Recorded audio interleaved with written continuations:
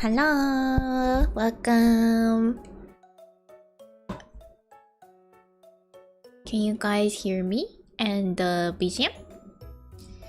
It's been a little over a week since I last saw you guys. My apologies.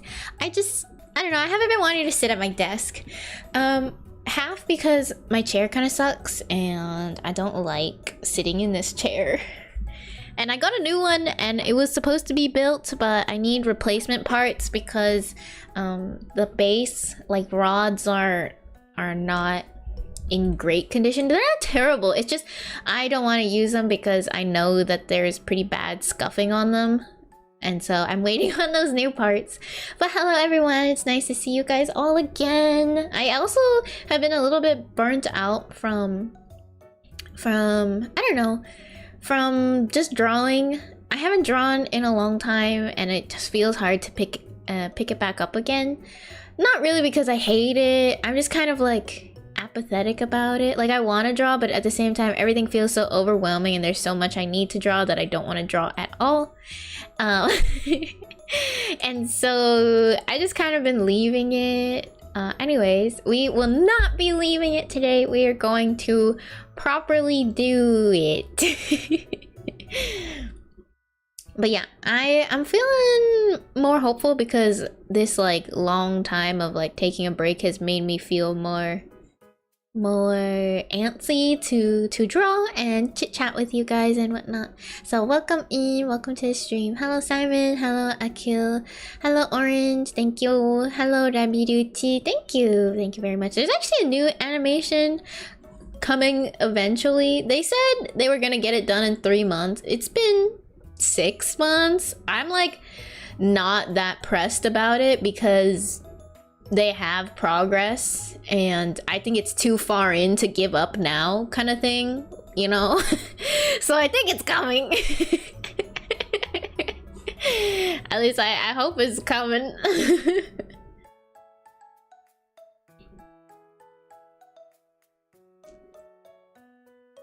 It's pretty cute. It's gonna be in this outfit. Hello Corey, welcome. It'll be worth the wait, I'm sure. Yeah, I'm gonna hopefully make it my new ending scene. I hope you're doing well, Corey. It's great to see you. I'm sorry it has been so long. I just got a little burnt out and decided to do nothing for a little while, like a week and a half. But I'm here now. I'm feeling ready to draw and chat with you guys. Hello Arisuwa, welcome. Hello Sokola, welcome. Good evening, good evening. Have you got... Okay, I feel like this is not the crowd to ask, but have you guys been watching Love Island? I've never watched Love Island before, so I decided to watch this time because I'm like, you know, it's like chill and it comes out nearly every day, and you know, you can watch it while you eat or like relax or do chores. And it's been, I feel like it's so silly. It's like good and it's also not very good. It feels like a bunch of high schoolers got together to have some silly relationship drama. And some people are more mature than others, and it's just kind of fun to watch. But yeah, I don't think this is the crowd to ask, unless you guys are interested in some reality TV.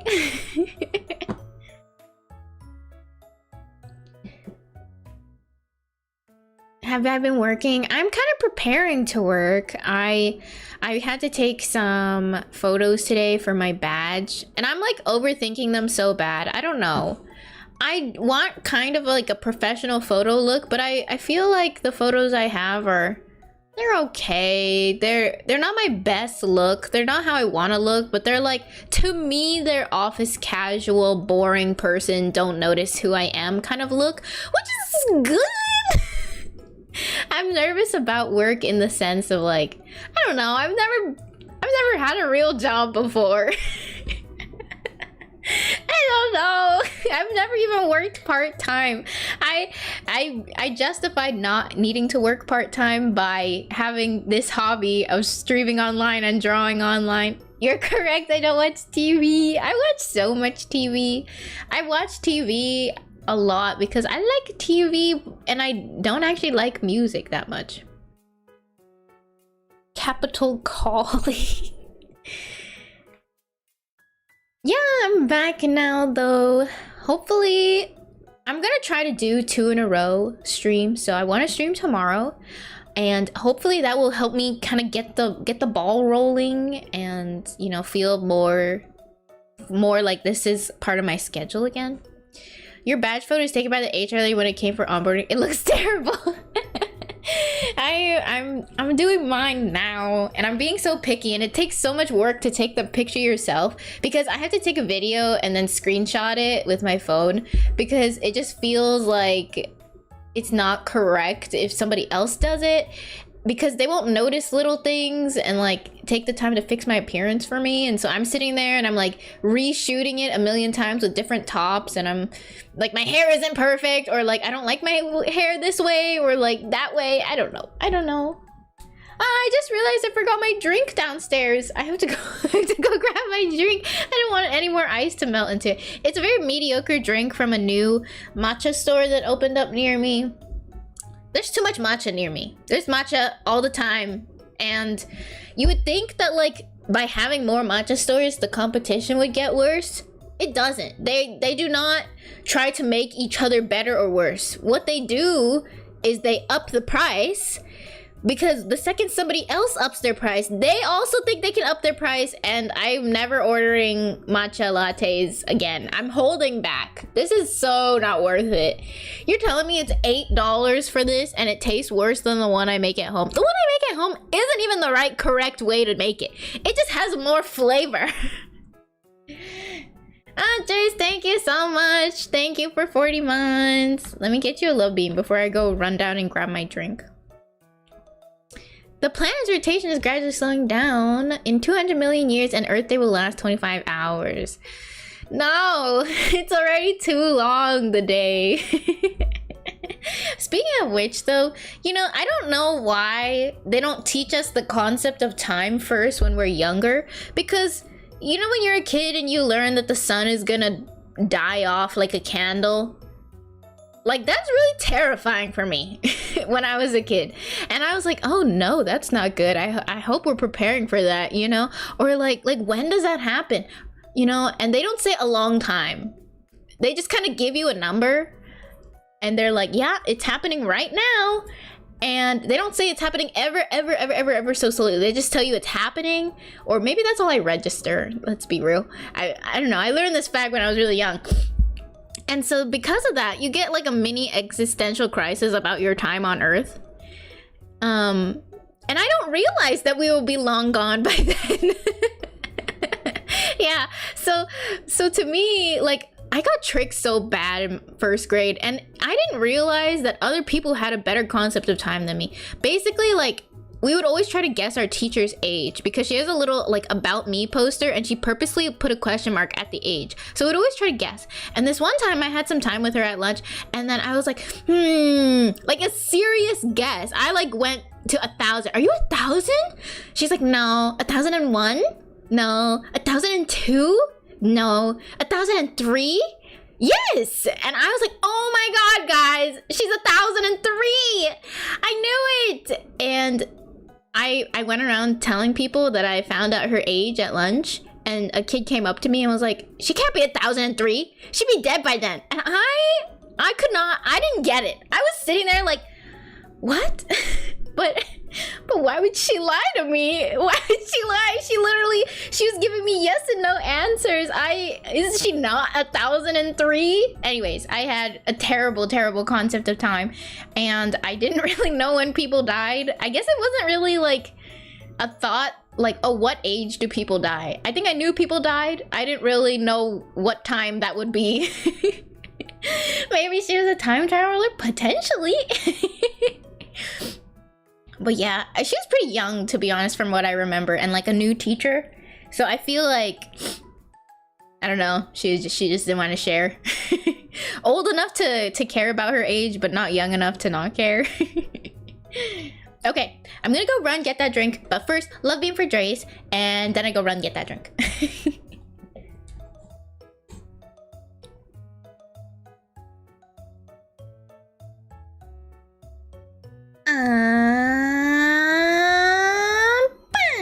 Okay, the audio didn't work, did it? This is so annoying. This is so annoying. Just work. Why does the audio not want to work? Can you please just work? I'm tired of trying to make it work. It's not a scam. You got 80% of it. Hello, Kyoko. I see you're twerking ducky. Which works? None work. None of my audio works. All my sound effects don't work. I'm gonna try my audio one more time.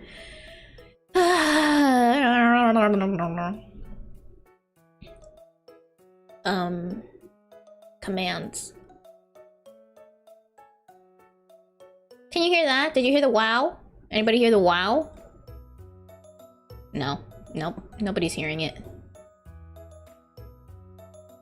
Okay, again. There we go. Okay, now that one's working.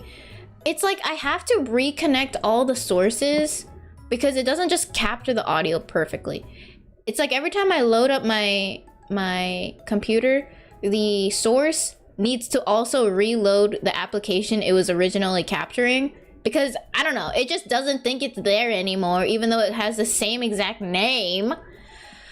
So the audio doesn't capture until I make it capture, and so I can't just open my my OBS and have everything work because they don't want that to happen. They hate me. They hate me!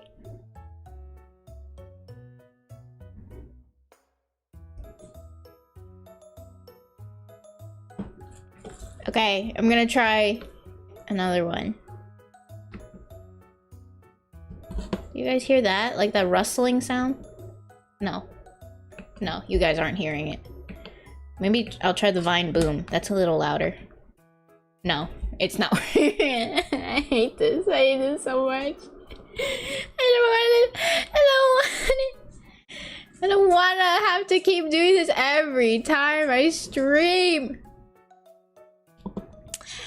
Hina, thank you so much for the resub. Thank you for 44 months. Happy 44 months of being subbed to you, IDDO. Also, I don't worry about this stuff because I already died once before, so it's like, it already happened to me once. What is the second time?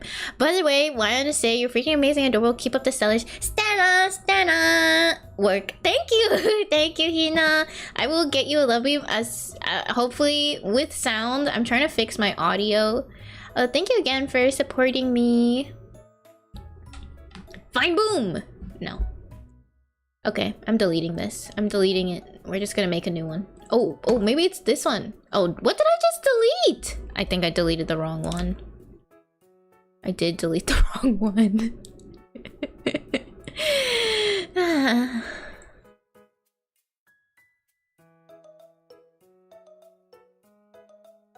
Okay, now...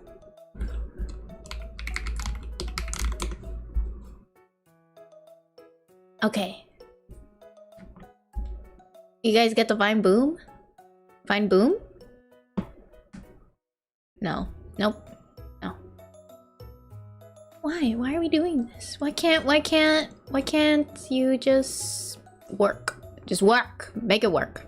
I don't know how people do this audio separation thing. I think I'm gonna give up on it. I'm tired of the audio separation. It's easier for me to just not have any music playing in the background for myself. I can't do it, guys. You guys could just hear everything. Just hear everything. So, hello, Sugar Cookie Cat. It's only been like a week and a half. But yes, it has been so long. I'm here now. I'm gonna try to stream tomorrow as well, so we can like get 2 in a row and get this ball rolling, you know? And so I feel like, yeah, that's what you're supposed to do. Stream a little bit, you know? Say hi to everyone. It doesn't help that my OBS hates me! Okay, you know what? I think I'm just gonna do that. I'm so tired of having double BGMs.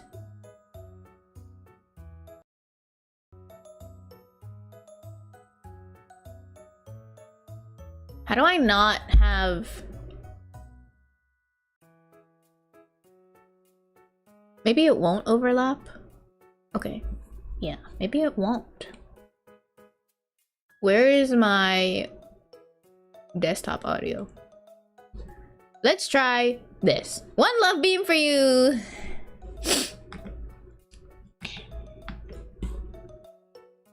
Oh, my desktop audio isn't even working. That's wonderful.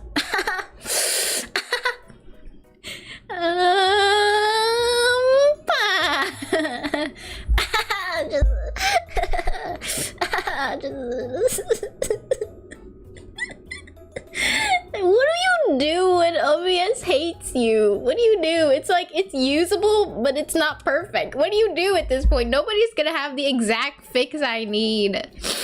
Oh, I hate this. Let's try this. Let's try this button. Can you have 2 default things? Oh, okay, well. I do now. Okay. I've messed around with my OBS so much that sometimes I'm like, maybe we should just like reset to default settings for everything and get rid of every single source. You guys aren't hearing double BGM, right? It's just 1 BGM? Unless it's 2. Are we hearing 2?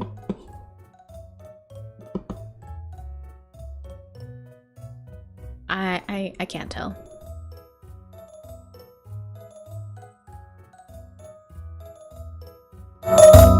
Ooh, sorry.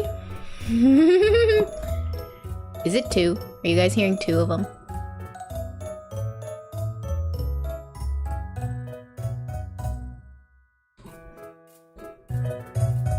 Oh yeah, you guys are definitely hearing 2.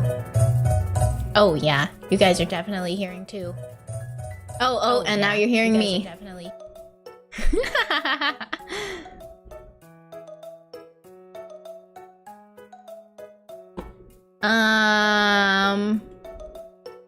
How did I do this before?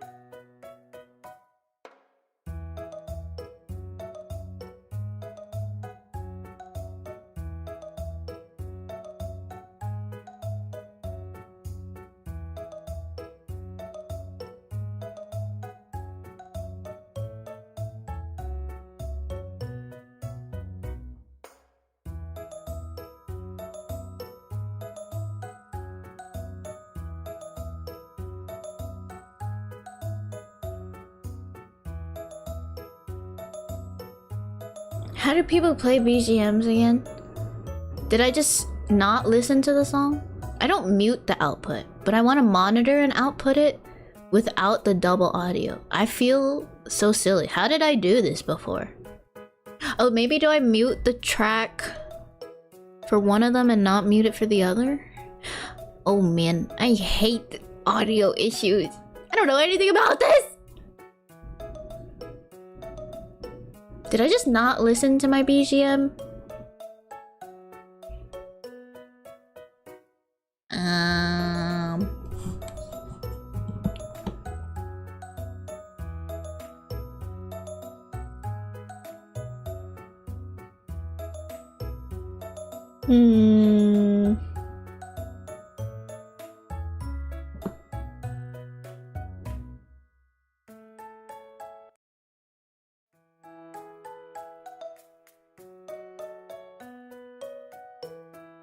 You know what I did? I think I just like lowered it enough on one of the sources. If only there was some kind of software engineer around to fix it. This is more of a IT issue.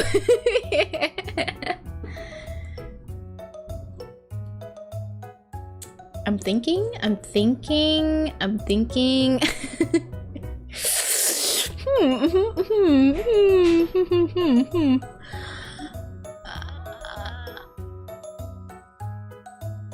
I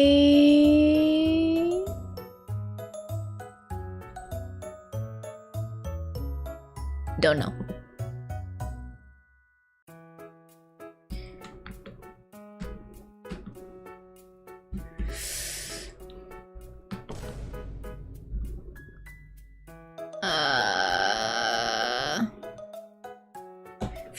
I feel like this is something that streamers figure out when they first start streaming, and I never got to that point.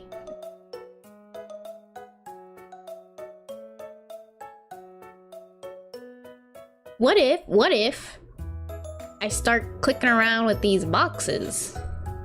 No, that's probably not it.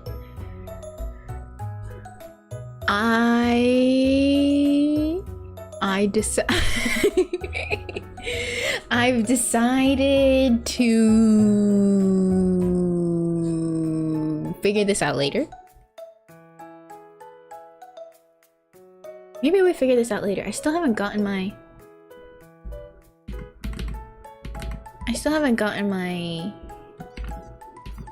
Oh my gosh, even this audio is not working. Man, I really hate the audio capture.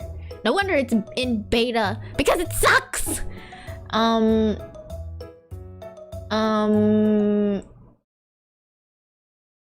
I guess I just loop the BGM in the background. That's what I'm thinking. I can do that, I guess. It's kind of annoying to open, but for today, I think I will do that because I'd rather have all the other sound effects working as well.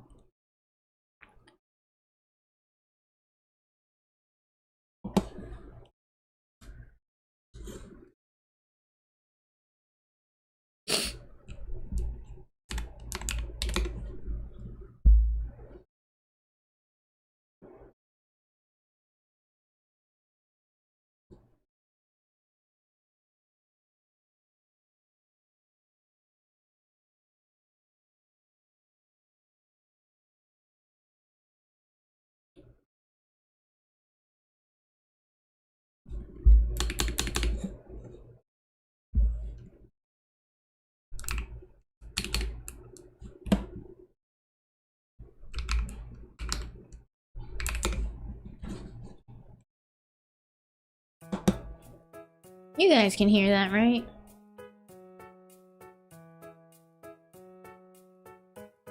Now how do I... Oh, loop. There we go.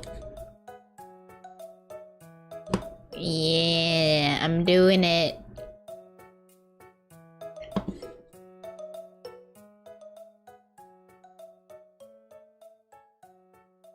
How's that balance?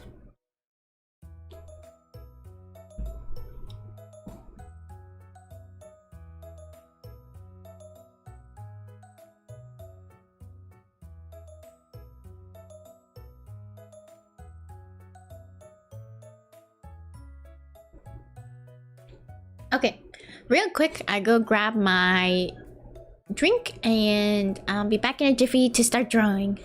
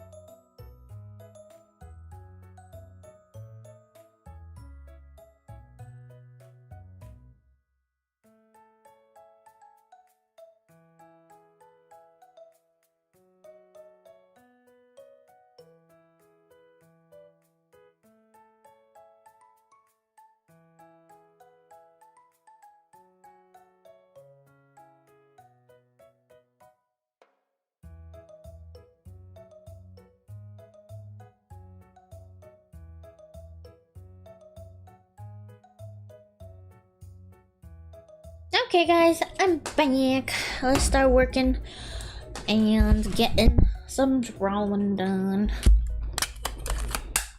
I still owe somebody a cuttlefish. I don't know who.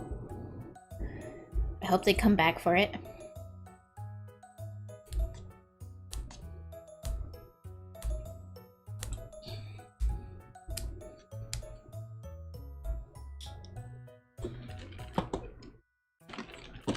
Man, this matcha sucks! Hello, Saruya, welcome.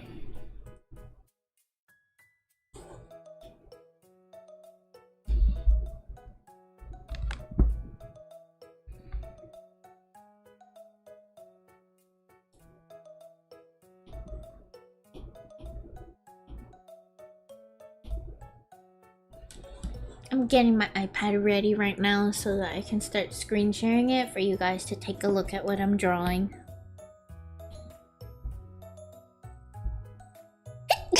Excuse me.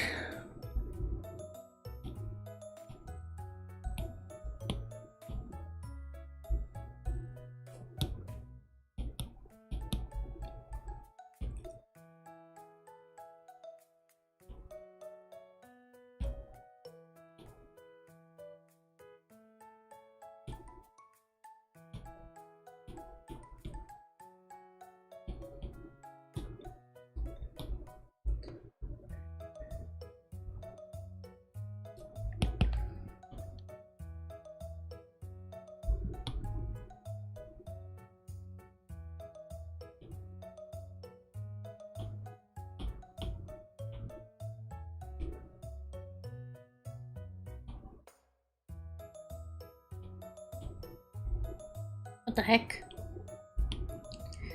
Where's all my...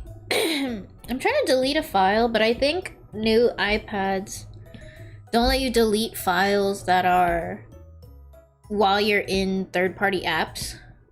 And I get it, but it's really inconvenient. I just want access to the file system while I'm using an app that manipulates the files. Hello, Fearless. Thank you. I've been good, Seru. Thank you for coming by. Yes, it is me, YouTube Ariru. Hello, Kyrie. Welcome. Excuse me. Really hope my chair part comes in soon. I hope it does not take 2 weeks. I will be sad.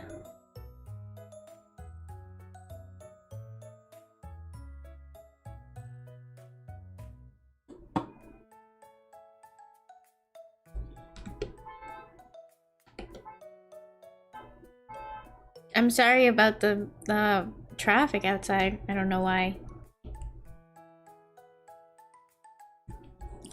What did you say the part was? It was the, you know, the like part where the wheels are connected to? That like extended 5 spider kind of thing? I don't think it was gonna be a structural issue. It was going to be more of an aesthetic issue. I just didn't want like damaged goods, you know. The customer service team was really helpful though, and got back to me super quick and is sending it over. They said they'll send the tracking as soon as, you know, it's available, but I haven't gotten the tracking yet.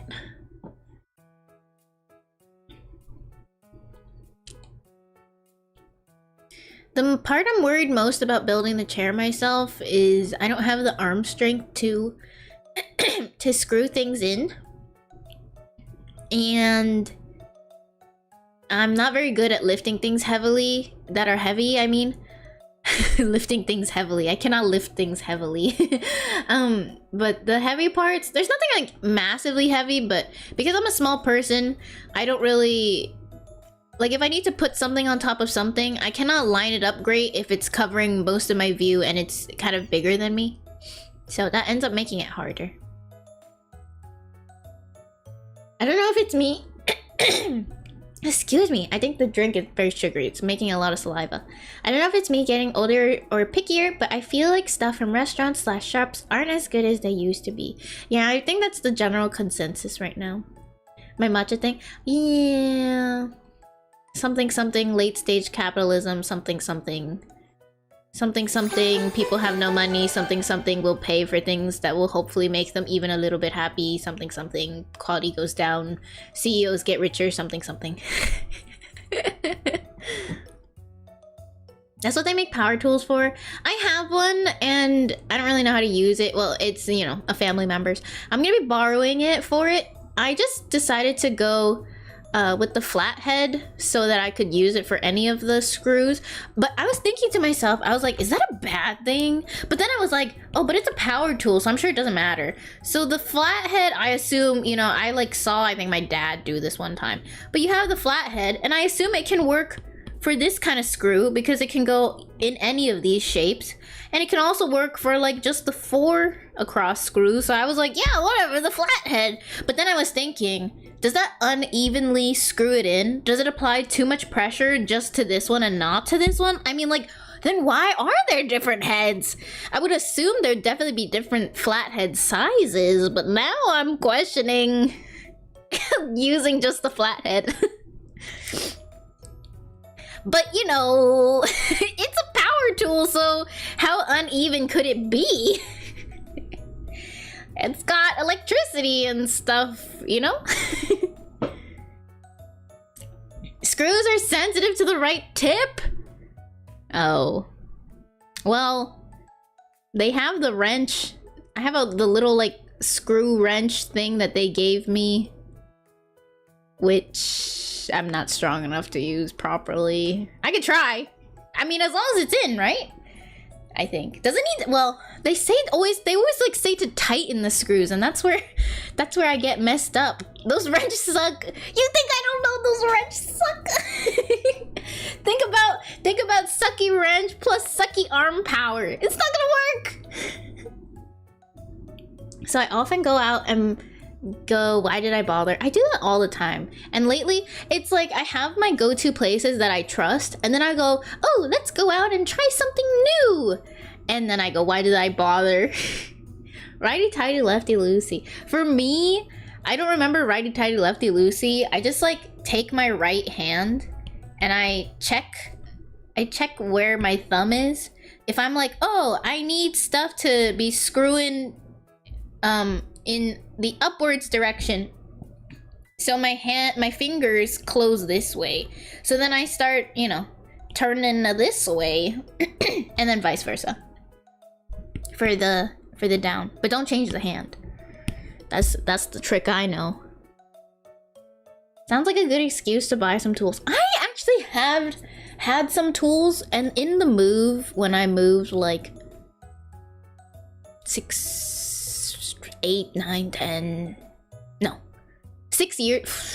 years ago when I moved, I couldn't find it anymore, and I'm very sad because it was like a little pink toolbox my dad gave me. No power tools, but it had like things that I would kind of use in the case that I bought a chair, you know, or like need to set something up. Okay, I have them. Oh, I was drawing stuff out and you guys can't even see. I feel so silly. I was like, oh yeah, they can see my diagram of the flathead screwdriver.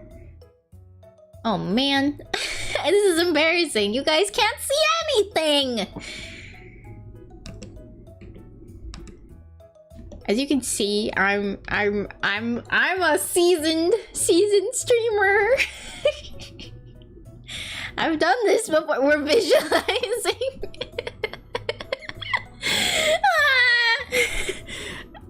This is so embarrassing. I was like, yeah, the 4 points and the like this kind of screw into that kind of screw into this and that and yep.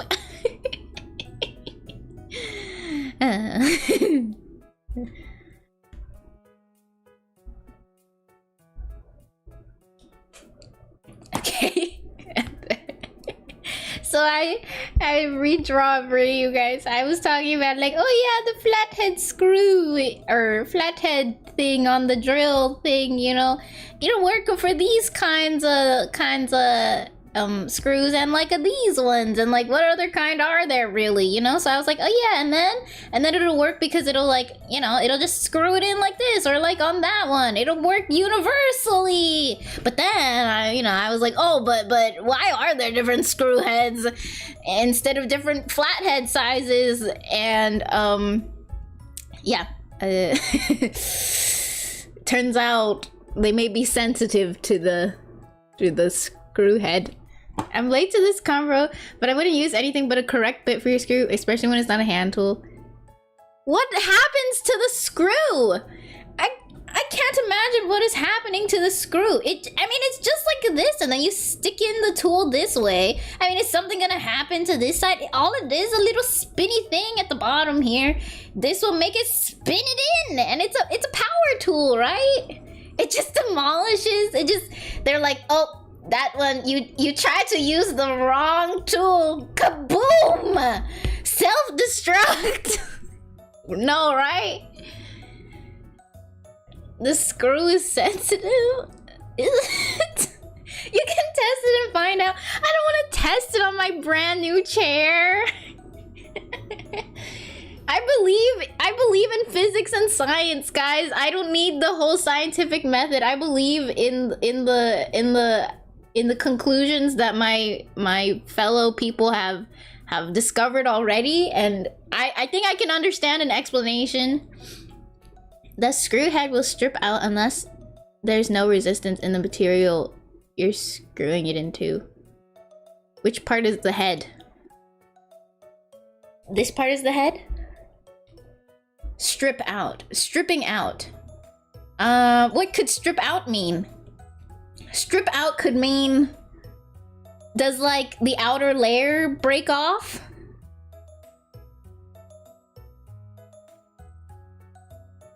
It's a lot of force for a tiny surface. Does, like, if the screw has this little shape, does the flathead, like, start digging into the sides here? And then the shape kind of gets wonky? Is this what you guys mean?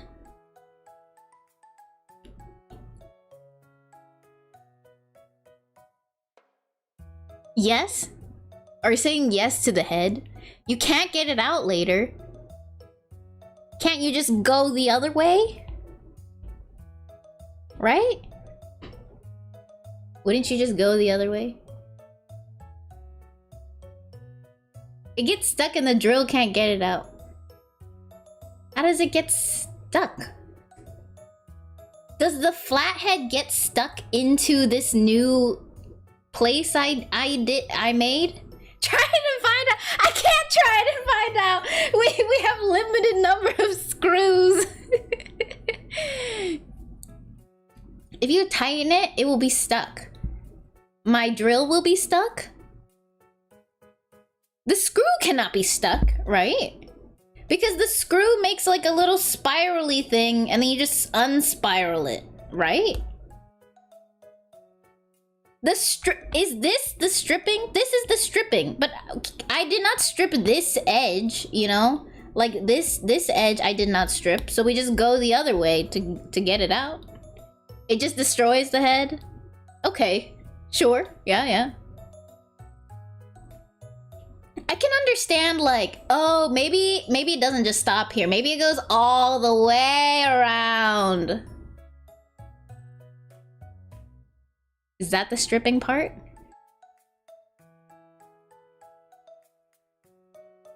The bit won't get stuck on the screw. The screw will be stuck, but you don't have surfaces to apply torque to.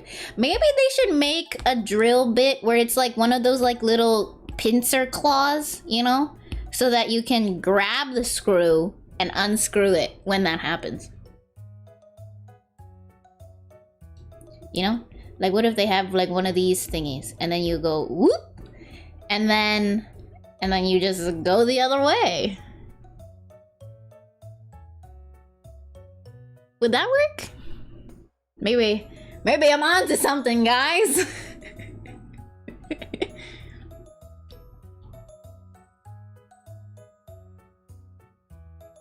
Okay, I always thought stripping screws meant that like when you stick it into the wall and you make the little like funnel into the wall like this, I thought when you put the screw in, and then you unscrew it, and then you try putting it back in again, and then you unscrew it, and then you put it back in again, what you end up making is just like a big pocket. So I thought that stripping means that you've stripped the inside of a wall, and so now you cannot use this area anymore because it's just a big fat cylinder from you going in and out so much. No one explains what stripping was to me. You can strip the head or the threads, but the wall, like this is specifically the wall. I don't know how you would damage the little spiral things. I'm sure you can, but I thought this was stripping.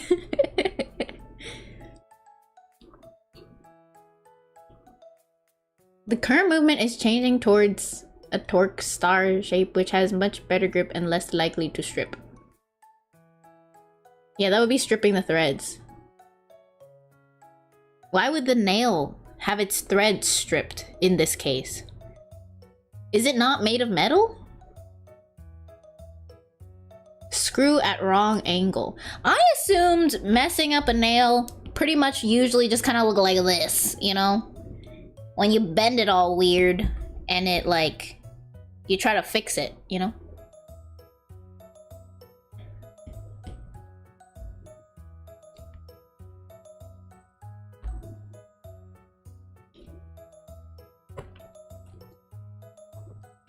Anyways, the consensus is I should not be using the flathead screw to on the oh shoot. Oh shoot, I was drawing on the wrong layer. Oh no. Oh no. What if... No, I don't want to do it manually, it doesn't matter.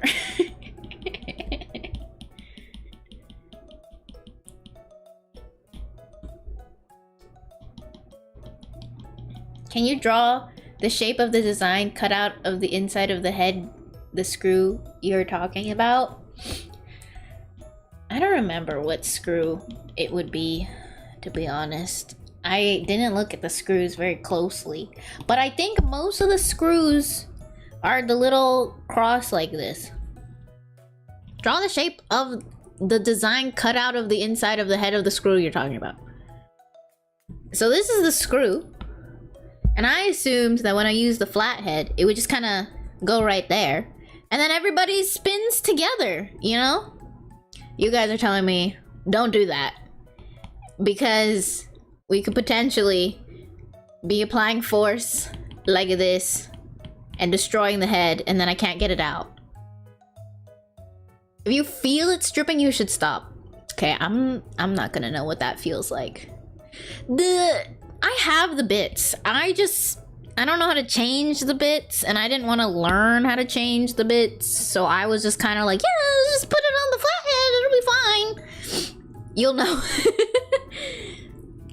Yes, but sometimes Philip heads have a bit of a curve on the corners. Okay.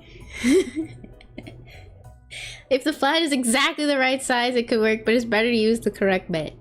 Okay, what if it's a little smaller? So let's say I have the correct size, but it's like this. Does that count as the correct size?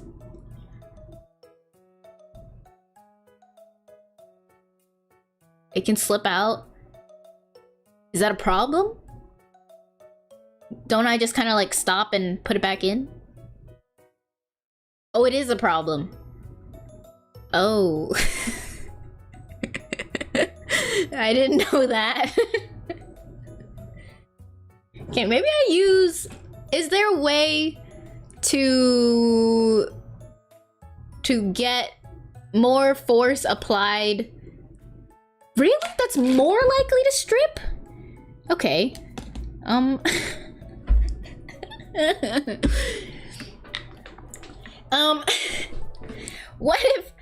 What if I use the tool they gave me, but there's another way to get more force that is not through my own arm strength? Any ideas? I'm pretty sure the tool they gave me is just a stick with the little shape on the end of it. A screwdriver?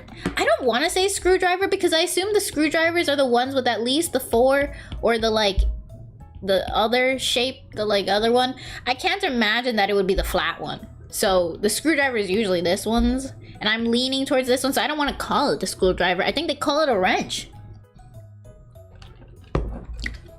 You want the right size and shape as much as possible. Who's supposed to tell me this before I started making this chair?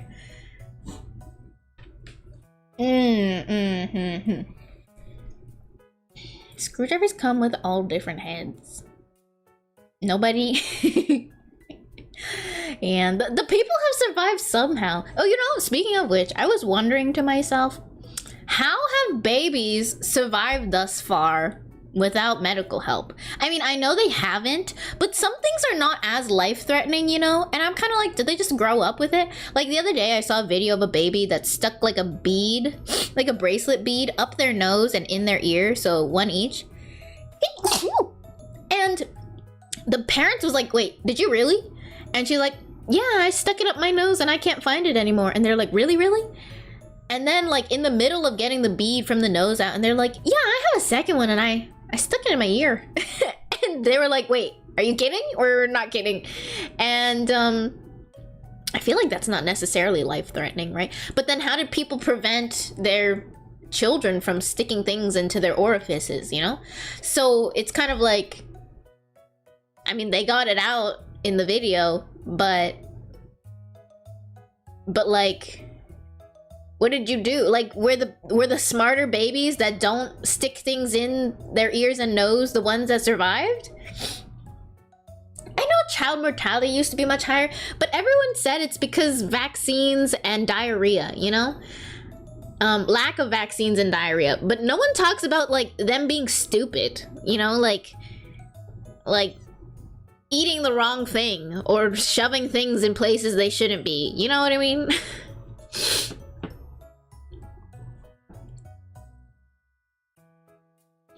Hello, Nina. It's more about the help they get. Yeah, people are still stupid. You would think that, I mean, maybe we haven't had enough time to evolve out of the trait of sticking things in random places. Because we haven't been around for that long. But you would think that some amount of reasoning would develop. Maybe it's worse because we take care of our young for so long that they are stupider for longer. Because other animals, I mean, they can't just be sticking things everywhere, you know? They're weaned off from their parents pretty early. The animals die too.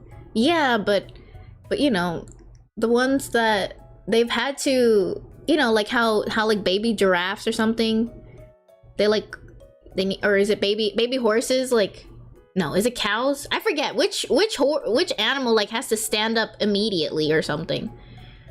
Like they learn to stand immediately. Fawns? I forget which one. Some animal has to learn to stand immediately, and I'm like, you know, that's kind of like, babies cannot learn to stand immediately. Even though we spend most of our lives standing and walking, but they don't need to. Like, they spend so much time not standing when they're a baby.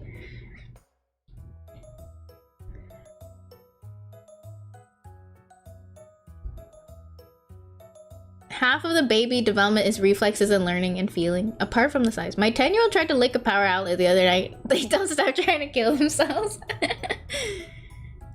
There also used to be a lot more eyes on kids, mostly from older kids. It's important behavior for them to learn. Yeah, to not stick things in random places.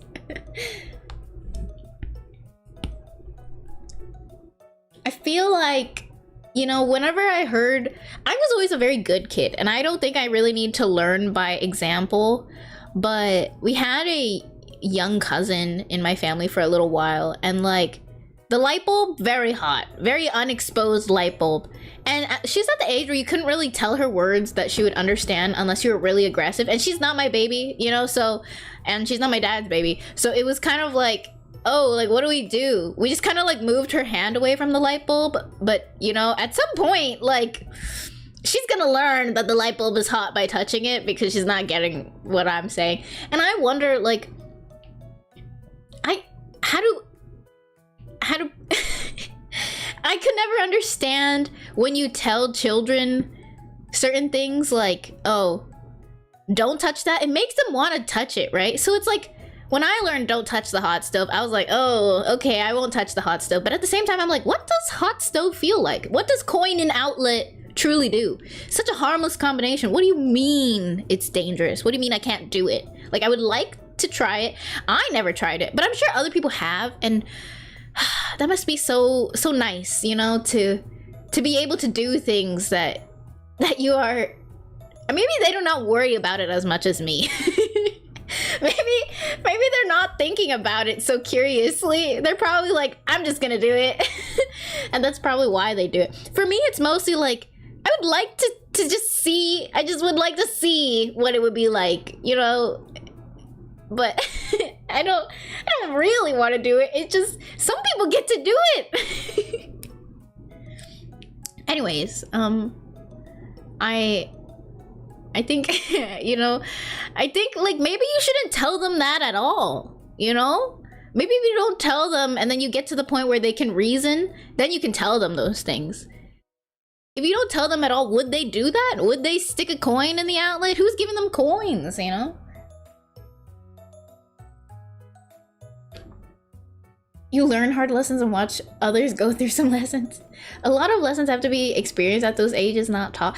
I know, but it's like, it's so weird to me because I don't want to touch a hot light bulb, and doesn't she realize that it's a hot light bulb as she gets closer? Anyways, and as you like pull her away from it, she'll want to touch it even more. Like I told her it was hot. Not until they find out it is hot. I think that same baby ate like an entire cup of hot sauce and had no reaction, and then tried it again another time, had a reaction. Just replace the child with any one of your dogs. But I feel like you can't count that because my dogs do not develop past a certain intelligence, you know? They don't have other dogs to model for them either. So it's like, it's just my rules. Whereas like human babies probably understand human parents. I don't think we remember what it's like to have a child's brain as adults. Yeah, I don't think so either. But I think we are smart enough to consider what it might be like. And I can only imagine that, I don't know, the curiosity is way stronger than fear. Hello, my wife! Hello. How are you doing, Watamiruhi?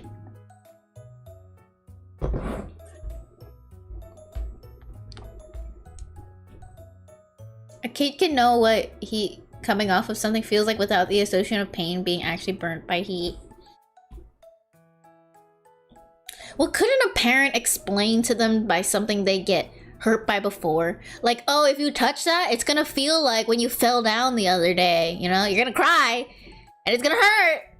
But do they have, like, a concept of consequence? And, like, that the falling down made it hurt? See, this is, I don't know. I don't think I could, if I had to really compare it to having dogs, I probably would just, like, yell at them very sternly, you know? Kind of like, no! Do not do that! And I would make a really angry face so that they could, like, recognize that the energy has shifted, you know? But I feel like that's all I could do. That's just training a dog.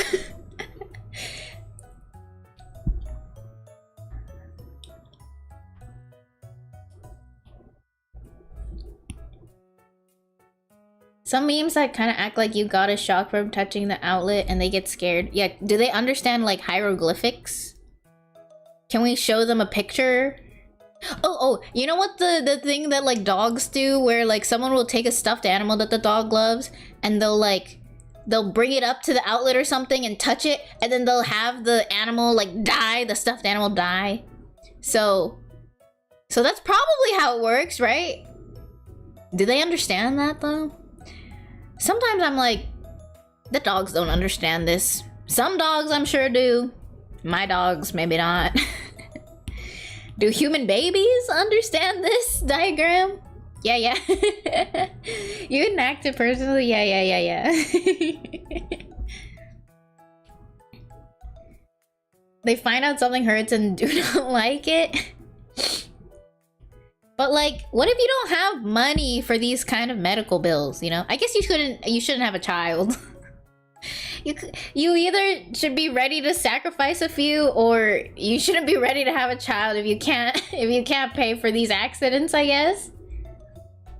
That being said, I would like to point out that I must have been a decently affordable baby, because I listened really well and have broken nothing and have not had any excessive hospital visits for pretty much anything.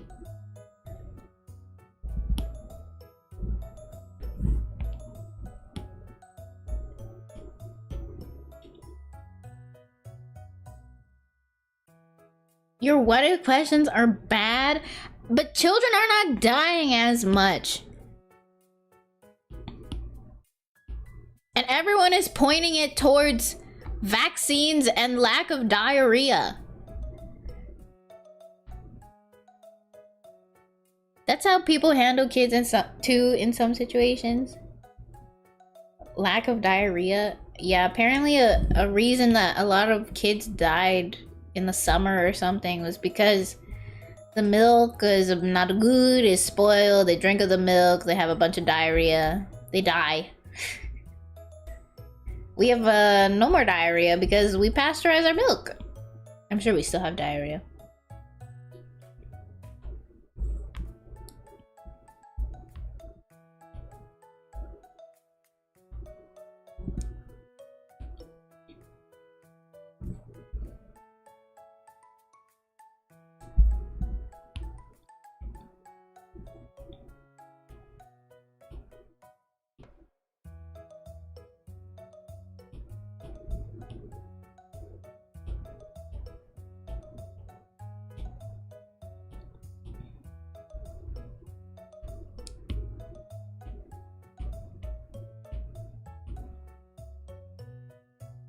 I wonder if it was fun to be a child who causes mischief, because, I mean, based off my experience, they just continued causing mischief anyways, get in trouble or not. So it's kind of like, sounds like it was worth it, you know? I was always too afraid to figure out if it was worth it or not.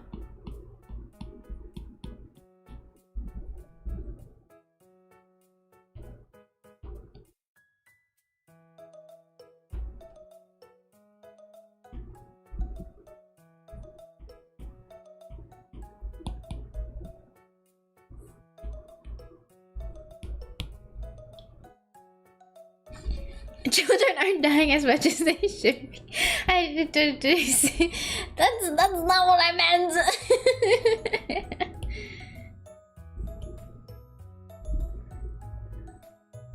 Kids are pretty resilient to a lot of their mischief. We need to limit our questions. I don't know. I feel like I have a very thick curiosity because I didn't do much as a kid.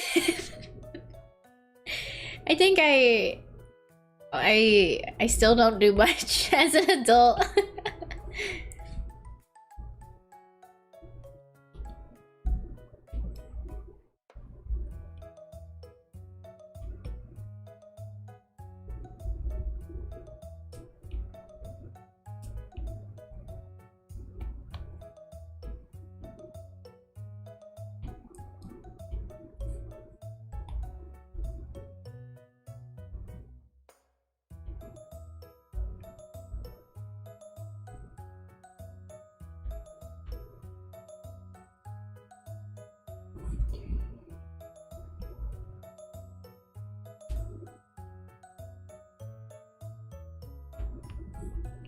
You're probably not talking to people who died as a result of their actions.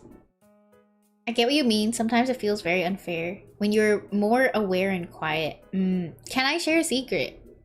It If it is appropriate, yes. I feel like at sometimes there was the slight regret of like not doing more to be mischievous, but I know that I hate punishment, which, you know, I hate punishment. I hate making people feel like they're disappointed in me, and I know that it would be so much worse for me to have to experience the consequences. And so I've come to terms with it, you know? Some people brush off consequences really easy. I cannot brush off any consequences. I'm like, they ingrain themselves into my heart, because it's one thing for you to unknowingly do something wrong. It's worse when you know you did something wrong and it's like, it's your fault, you know? It's like, it's truly your fault. It just feels like my body is imploding sometimes. Yeah, I think it's really bad, my overthinking. You're really bad as a kid. I'm sure it was still a lot of fun though. I kind of hate that in a way though, no matter how you behave, everyone's life kind of turns out the same. That's the part it's not really like I'm mad about, but it was like a lie you're told, you know, when you're a kid.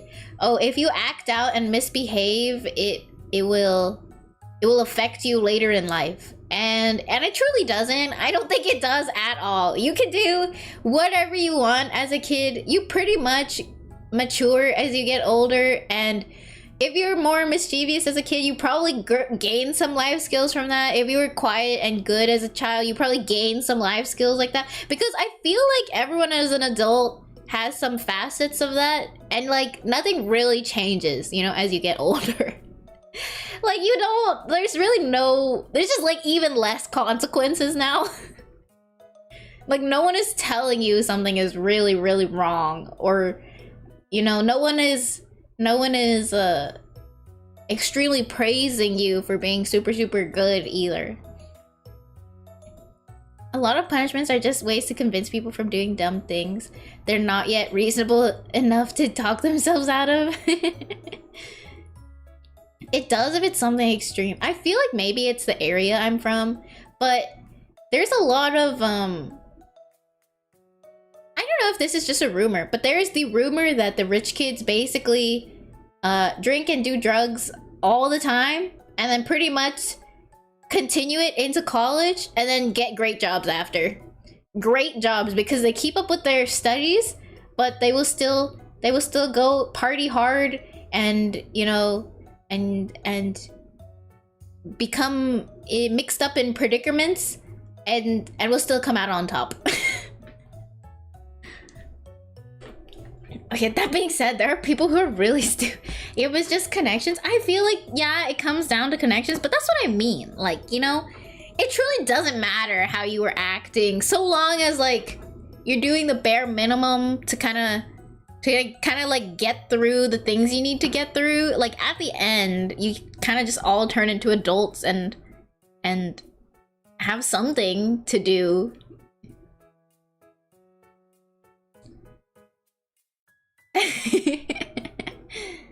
That's what money and influence gets you. You think it's just because of that? I feel like they're still like, they still kept up with their schooling so that they didn't have to like repeat anything, you know? They weren't, even if they're delayed in life, they're not truly delayed in life. Oh yeah, fold it up. I've been waiting for you. I can draw it now. Let me get set up for it.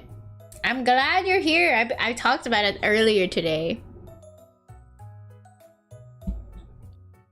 As you age, you face fewer consequences from people watching over you, and more consequences from reality and society.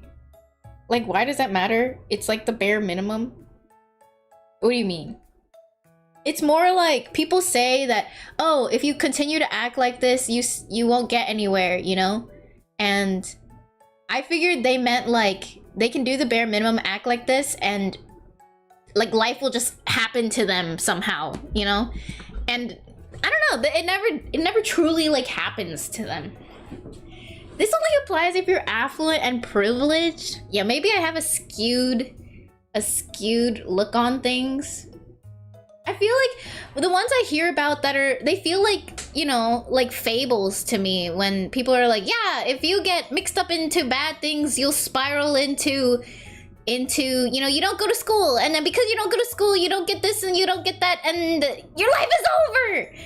And I don't know, I've never seen that happen around me, and I believe it happens. It just doesn't feel like a majority is. It's not like the consequences are not so extreme immediately. I was thinking the second you touch marijuana, you know, it's just over. Your life is over. It's not. Your life is not over.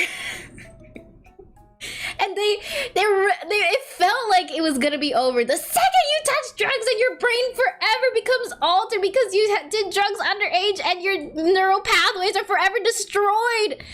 And it's like, it's not the case that happens. That's because you grew up during the DARE of health education. I mean, they were talking about over-the-counter drugs. They're like, you get one sip of cough medicine, addicted. You'll never come out of it. And I was like, what? Cough medicine? Yeah, so I thought it was the worst thing that could happen, and I would never go to school again because I would be my brain would be terrible after that, and that didn't happen. You know? Where's my other thing from my cuttlefish? Give me 1 second. Go grab it.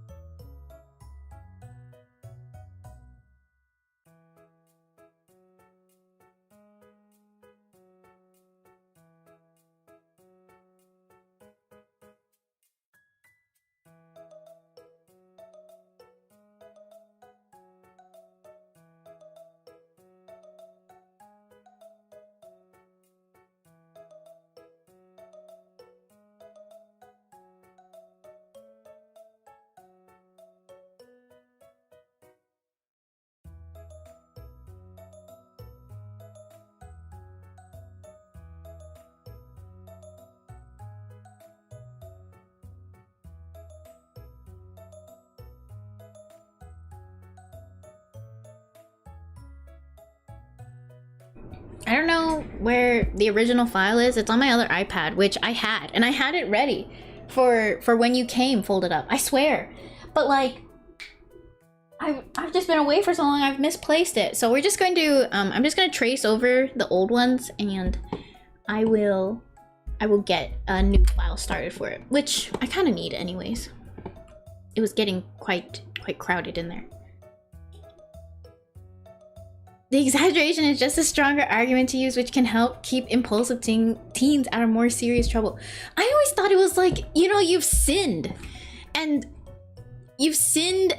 it's forever, your life is forever ruined, you know? I thought there was like some kind of, you know, the brain damage was just so bad that you'll never be the same again. I don't know, they really scared me. But the thing is, like, does it really? I mean, I'm sure it worked, right? I'm sure it was better. It's just, it worked really well on me. Like, worked extra well on me, and I maybe worked mostly on my peers.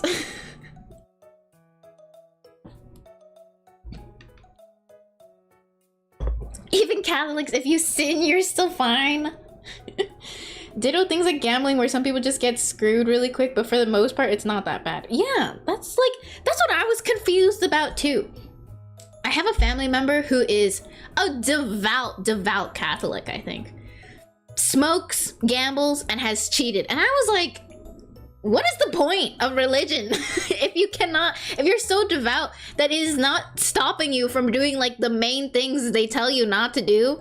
What are we doing for? Why are we doing it?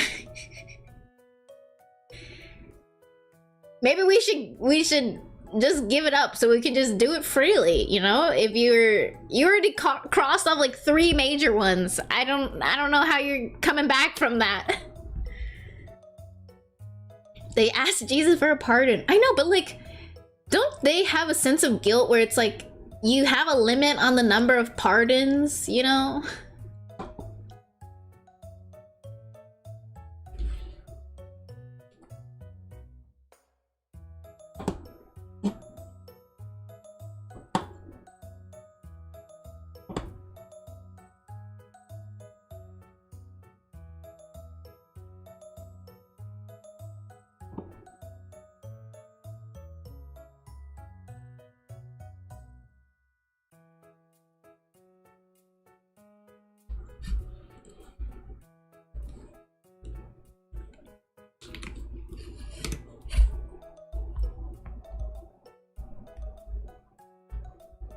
People think that having a quote and a cross makes them a good person.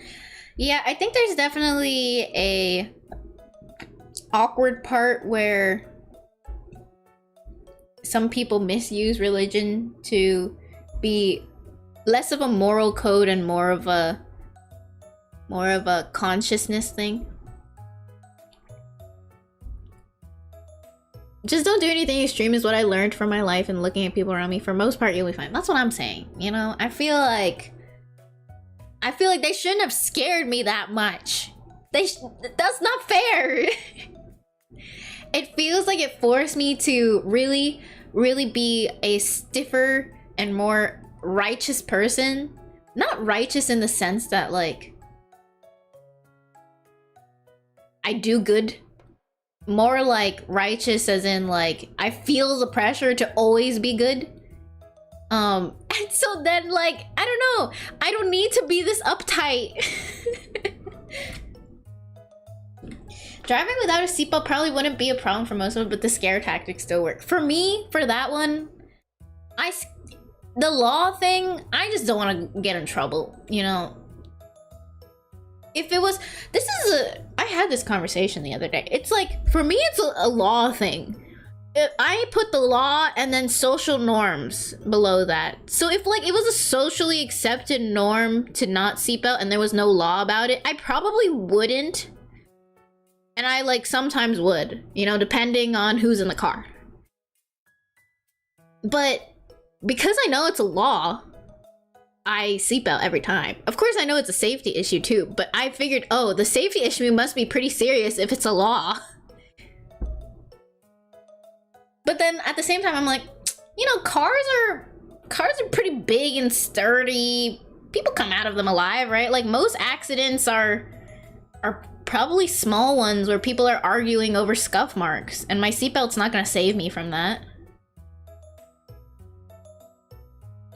One view of religions in general is they're largely a framework to amplify consequences, to promote a set of morals. Scary to drink alcohol if it will send you to hell. But there's that small percentage of people who will never behave no matter what, unfortunately. Yeah, they just made me feel like that was a really large percentage of people. Like, everyone is on a path, and there's a lot of people who fall to this extreme path, and there's a lot of people who, you know, maybe not. I thought it was like a very, very likely thing that was going to happen to me if I got like the tiniest bit of drugs. I was slightly concerned for a second, then I remember the same thing for firecrackers. When I was in school, they traumatized us with car accident pictures and brought in some lady who had like half her head burned in a car accident to talk to us. We didn't have anybody come talk to us. We just had to do workbooks after school. But everyone errs on the side of exaggerating consequences to keep as many people from causing trouble, even if it's too much for some risk-averse people who get overly anxious.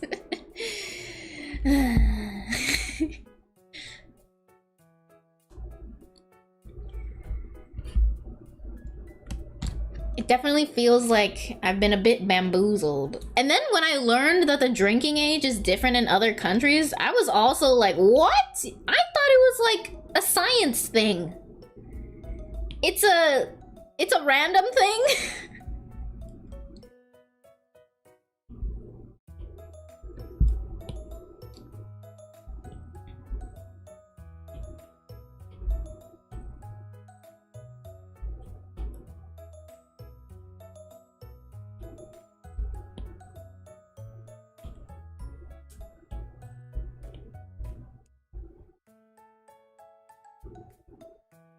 Okay, fold it up.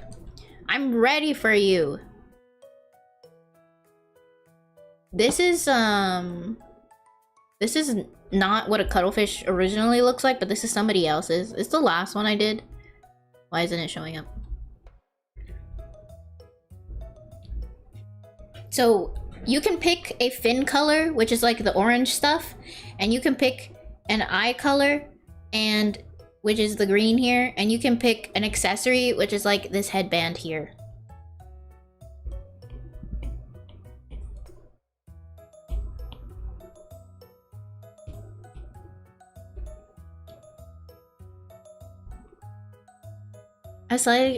In Eastern Europe, kids use firecrackers constantly, due to which you lose fingers.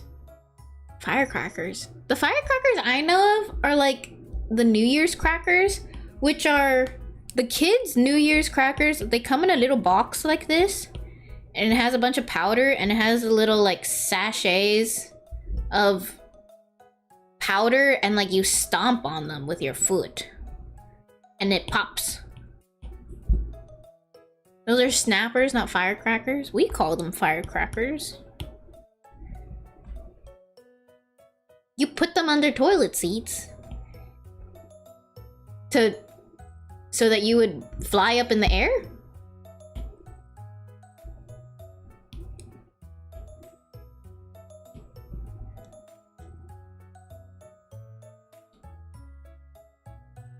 I would say that we know drinking isn't very good for you if you just want to call that a science thing. Yeah, I did hear that drinking at pretty much any age, time, and day is not good for you.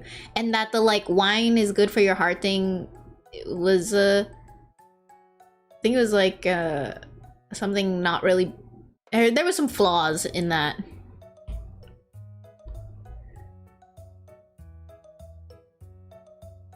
Can't remember what the flaws were though.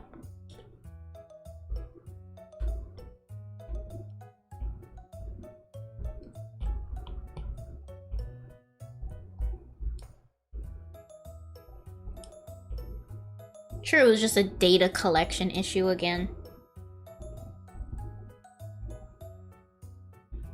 Hello, Proxy. Everything is fine in moderation and everything is bad in excess.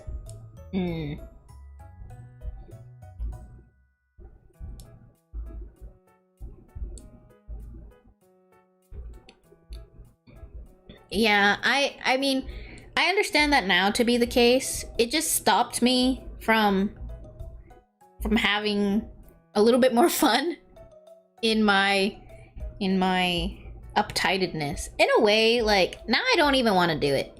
I feel like it's only fun when you can sneak around and do things like drinking and a little bit of weed with your friends when you're young. But like, now who's doing it? It's embarrassing to do it now.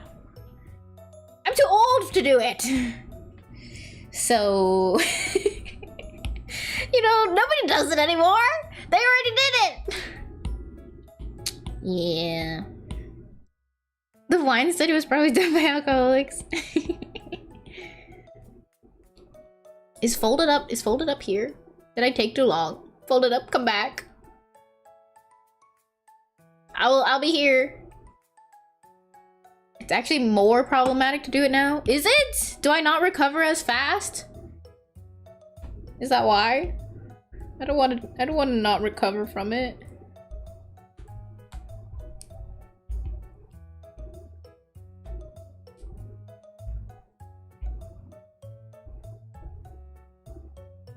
Oh, because I have adult responsibilities. That's right. Yes. I wasn't thinking that. It was not my first thought.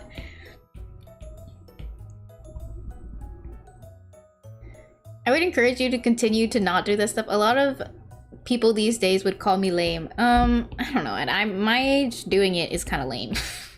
I'm not saying like I'm old. It's just not cool anymore, you know? Like I have adult access to it. So it's like, what's the point? Speaking of adult things, the other day I went to go do some insurance stuff and like see what my insurance gives me for getting new glasses. And it was so embarrassing because I don't know what the insurance terms are, and I was just kind of like, yep, sure, whatever you say. And one of the offices I went to go look at new glasses was like, oh, we're out of network, so blah, blah, blah, blah, blah, blah, blah, blah. And I was like, okay, whatever you say.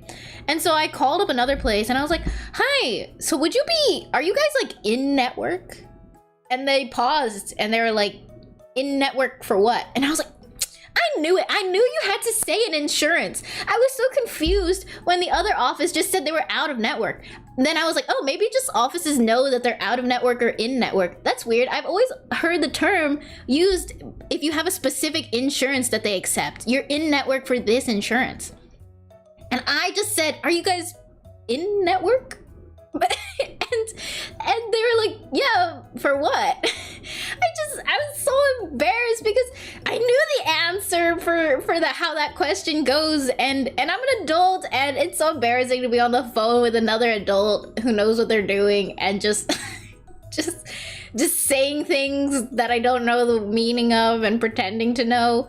Anyways, I assume that the other office just doesn't accept any insurance, and then that one, you know, accepts some insurance. But yeah, that was silly. I don't know any of the insurance terms. I don't know. Oh, speaking of which, another one. I was at the doctor's office and they were like, oh, do you want to do the yada yada exam as well? It's a $35 copay. And I was like, I paused because I had no idea what copay meant. I was like, copay? Is that like the price copaying? I assume the insurance is copaying some of the price that they're telling me, or are they telling me the price it's gonna cost me? Copay. What could copay mean? And so I just kind of like, I paused and I was like, oh, is it like absolutely necessary that I get this exam?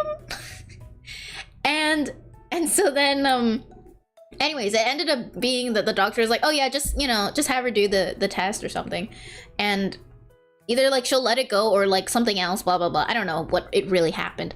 Anyways, I learned after from my mom that, you know, copay is how much you pay. But I'm too embarrassed to ask these questions, you know? It just feels like when people start using words in front of me that they assume that I should know because they don't explain the word, that then I'm kind of like, oh, yeah, I know what that means. I'm not gonna clarify. And I don't want to clarify, and I'm like, okay. Yeah. If I ever went to the USA, it's gonna be because of Costco and Home Depot. You can't go to Costco in the USA without a Costco membership. So you gotta get the membership. It is great to go to Costco, but you need, like, you can't just walk in like Walmart. My parents scared me from doing drugs as a kid only to find out recently you tried them all. Oh my gosh, that's your dad's favorite. He said it was cookie. Oh man, you're right. I just think it's funny. I would never want to try them anyway. Not to be confused with your coinsurance, coinsurance, which is the percentage your insurance will cover, and of course only after you meet your out-of-pocket deductible. Oh, okay. Sometimes I forget that people don't know what copay means when working with insurance. I still implore you to ask anyways. Yeah, I should ask now before I turn a bajillion years old and then I'm still like, oh, I don't feel like looking it up. You know? Like if I gotta ask, now's the best time to ask. It's definitely not later. That is also part of early adult life. You should not be afraid to ask it. Most are happy to explain if you ask. We cannot guess what the other person knows. Like getting a first loan with a down payment for your new car. I do get people who, when asked for their birthday, to look up their patient profile. Me, for myself. Instead of telling me their name, I just deadpan stare before asking their name. When we ask for their birthday to look up their patient profile, they say me, for myself. Instead of telling me their name. I don't get it. Shouldn't they be telling you their birthday? Sorry, I don't think that was entirely clear to me, but I assume it's, you know, customer service and people, you know, that usually doesn't go great. I sent the reference for cuttlefish under doodle request in case you need it. Oh, okay, awesome. I will go there right now. Oh yeah, this is what that was for. Okay, got it. I will try to include these as much as I can. Okay, thank you, folded up. Sorry about that. I was wondering what that was. Okay, I assume you wanted green eyes and green fins.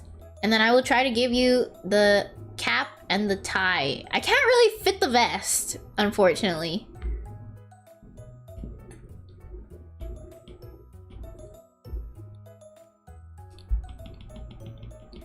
Yeah, my mom told me when she was younger, she was at a party, some older stranger, she wanted to do a line of coke, she said yes and did it. So crazy. You see, people, that's like, to me is weird because it's like, I was told that your life is over the second you do weird things at a party, such as drugs from strangers. But then, you know, she had a family, and sounds like you guys are doing good.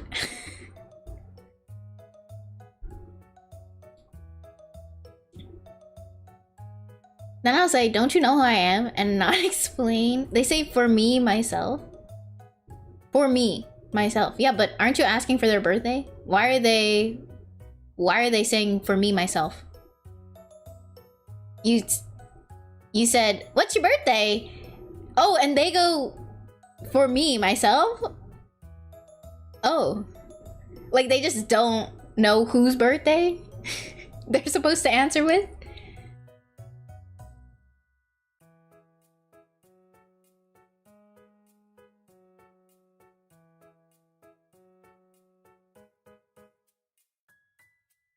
Oh, the best was mostly to show the vibes theme. Okay, got it, got it. I got you.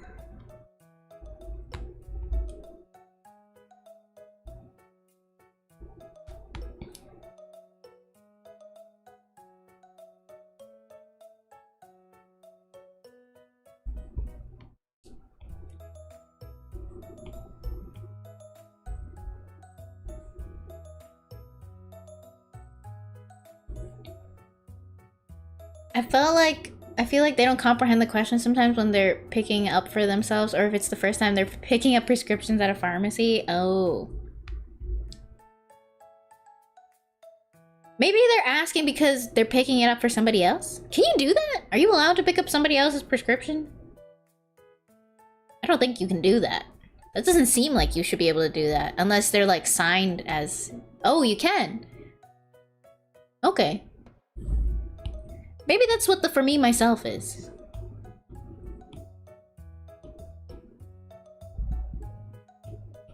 Unless it's implied that you mean that. And that they are just clarifying, like they don't understand the concept of like they're picking up medicine for somebody or themselves, and because they don't understand which one they're doing, like, because well, I guess it would only be the case that they would ask for me myself is if they're picking it up for someone else and they're like, wait, but why would you need my birthday? But maybe you need my birthday as like for something or other, but really I should give the birth date of the patient. I don't think I explained my thoughts there well, but I'm sure you get it. Blah blah blah blah blah. When it comes to narcotics or control substances, not all states require it, but you're generally asked to provide an ID before a pharmacy releases a narcotic prescription to people.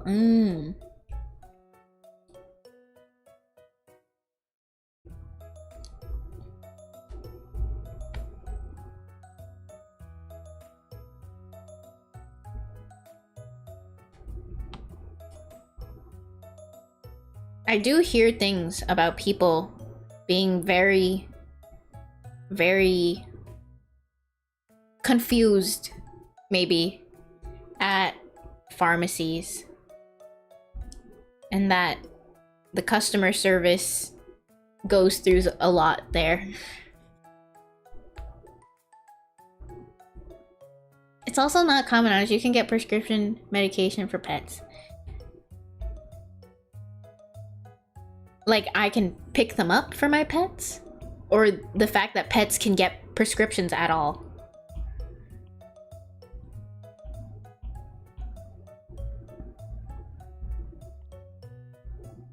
Or like asking the birth date. Oh, the birth date of the pet.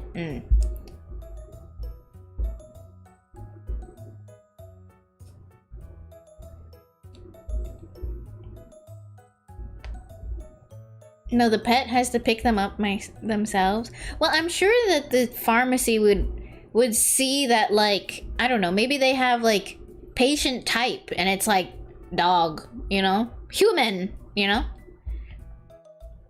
And then they would go, oh, okay, so they can't pick it up themselves. Or maybe they would just have a little flag that's like unable to pick up themselves. Not that it matters, I guess. Dog, cat, horse, etc. All of the above. You have to send Peanut to CVS with his driver's license. He doesn't have a driver's license.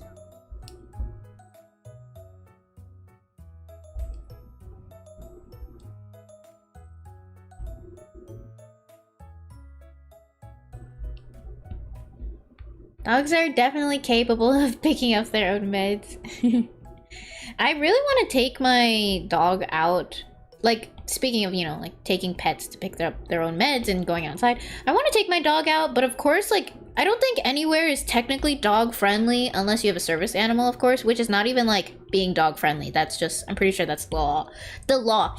But how do I socialize my dog without disrupting public spaces?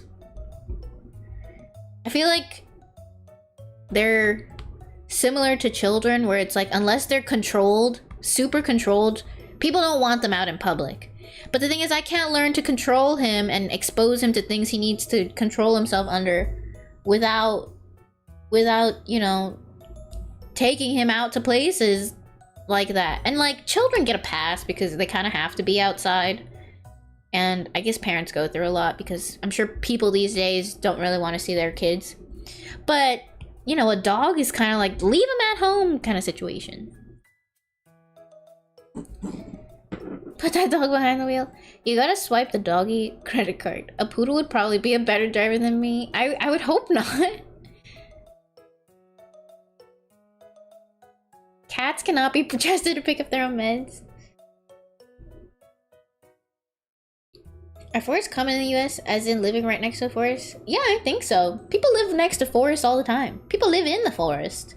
Although I feel like horses are not really in the forest. They're more like on a farm, and people have farms. Some people have just horse, land and horse. Like arrange a play day with someone else's dog. Dogs of people you know, I guess. I don't know if people I know would risk their dogs for me to be like, my dog is learning and sometimes aggressive, but like, I would love to, you know, come over and try and keep him under control.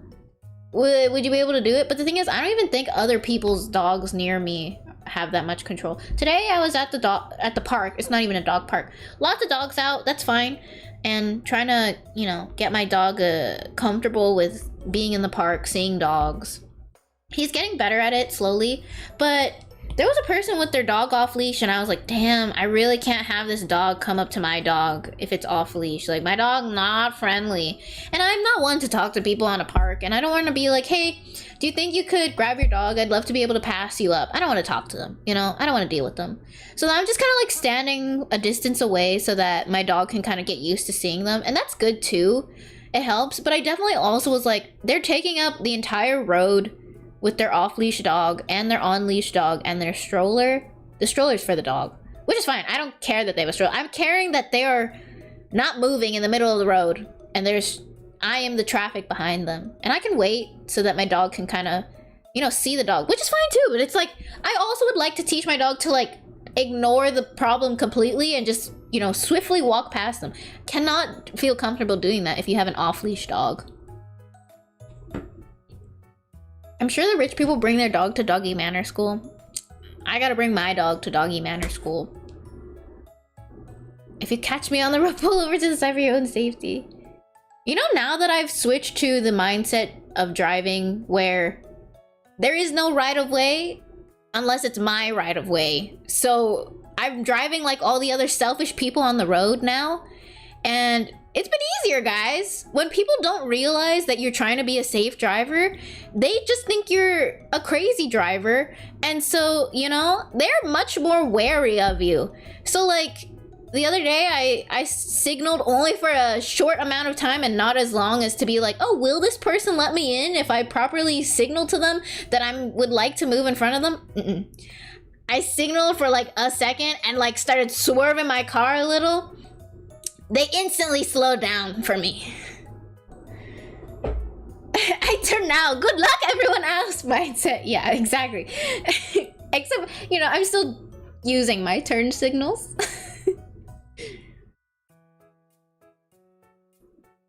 My condolences to you, desert rats. It's probably 110. It's been a pretty hot heat wave.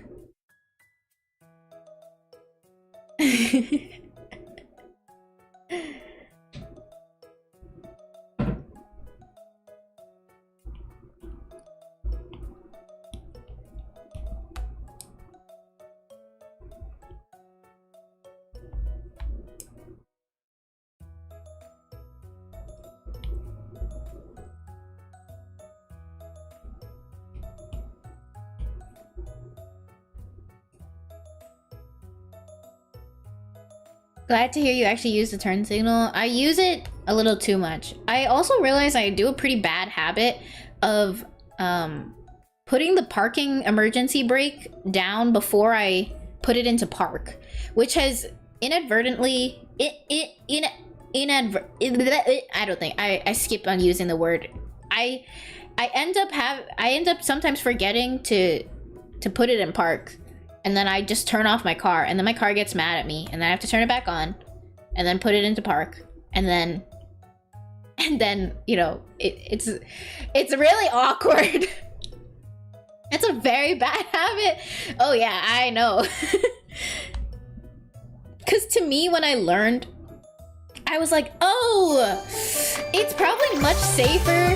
Oh, thank you, Ash, for the raid. To me, when I was learning about this emergency brake thing, I was like, oh, you know what? As soon as I stop, I would just use my other leg to put down this emergency brake just in case something happens. You know, who knows what happens in between the time I go from drive to park. So now I'm in drive and I have the brake on. We're definitely safe. Now we can put it into park. I really would like to not do that anymore. You leave the car on drive. I don't leave the car. I accidentally leave it on drive, turn the car back on, then put it into park. It's just, you know, an accidental side effect of this habit I have somehow built. And like, I will emergency park even when I'm on the flattest ground ever, and it's not good. I need to stop using the emergency brake. The emergency brake in my mind is less of a brake and more like emergency park. The emergency brake and the emergency park are the same thing, right? I think to me the emergency brake is just park. It's just park.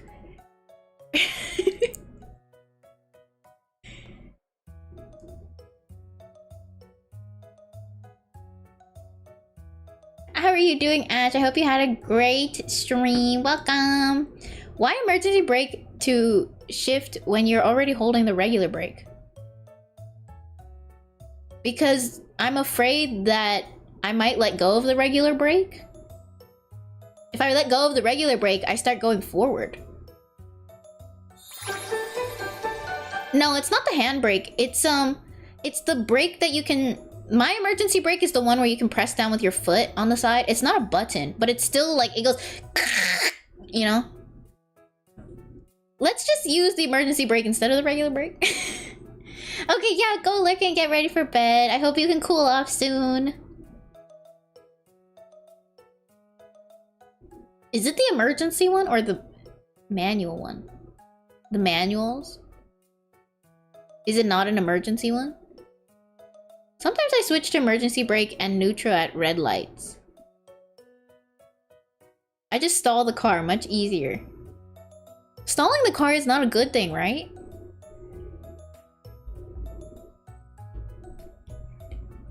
I don't think I have an old car. I think I have a... whatever the normal cars are called.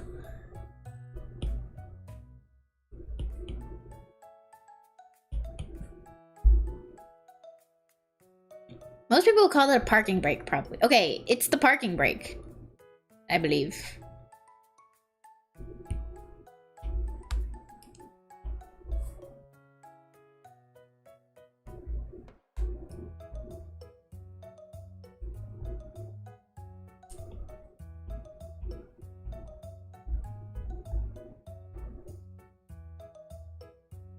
It doesn't damage the car, but it's annoying. Not during heavy traffic anyway. 3 out of 4 engine stalling is fun though. The emergency is the stick. I don't have a stick. Oh no, I do have a stick! I do have a stick! It's the button with the stick. The button with the stick on my right. Okay. I'm not using the emergency brake. It's the other one. It's the... okay. Let me see if I can draw it for you guys. Here is my wheel. Here is the no, that's not the console. The like little this thingy. I've got this thing, and then you got the like this tiny one to the side that you could probably grab. And then at my foot, how does a car wheel look? Let's just go with that. That's the car wheel. At my foot, there's like a little stick that comes out, you know?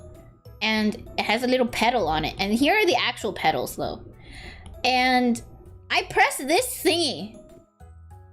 And I press this thingy and I think it's some sort of parking brake.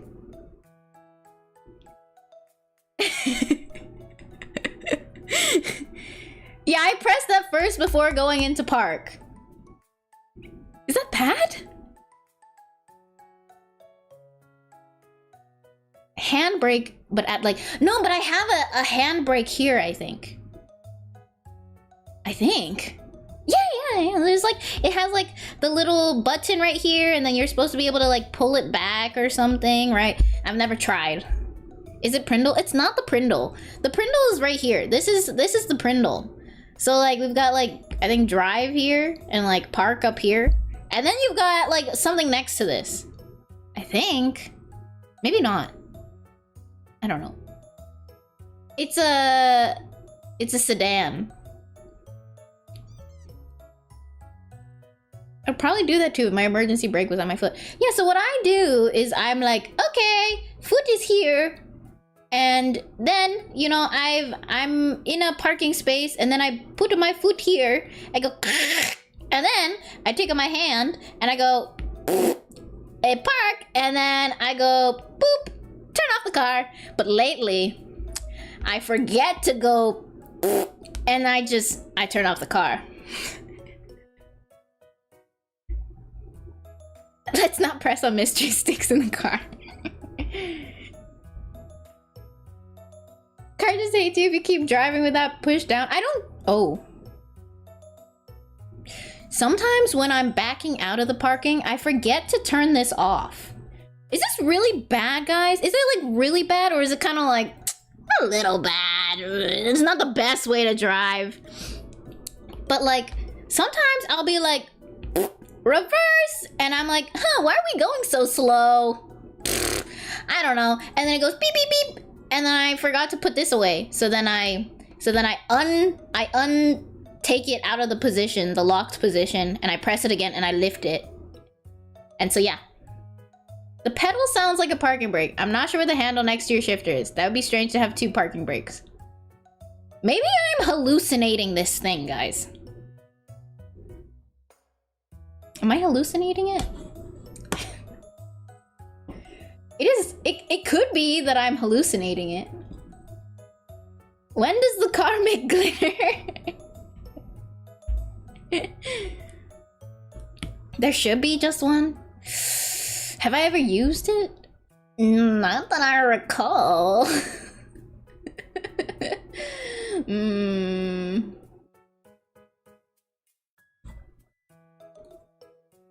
Oh, and Anjo, thank you very much for the game on Steam. Thank you, thank you. I always appreciate the games. Final Fantasy! Isn't this game like not $2?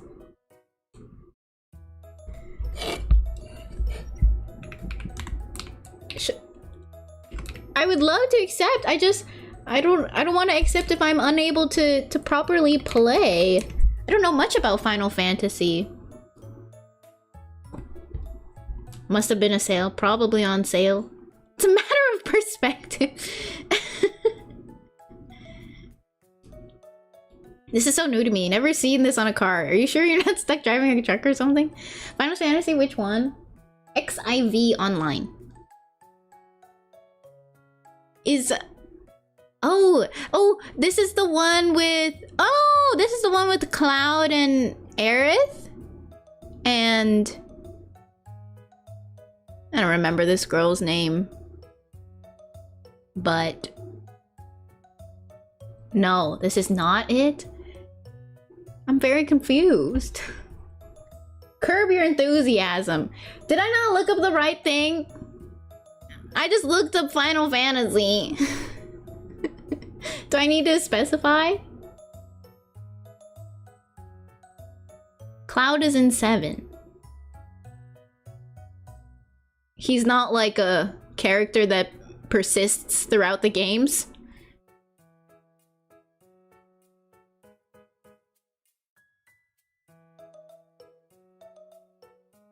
Okay, well there's a story and some battles, and I don't think it's first person, so I will accept. Thank you very much.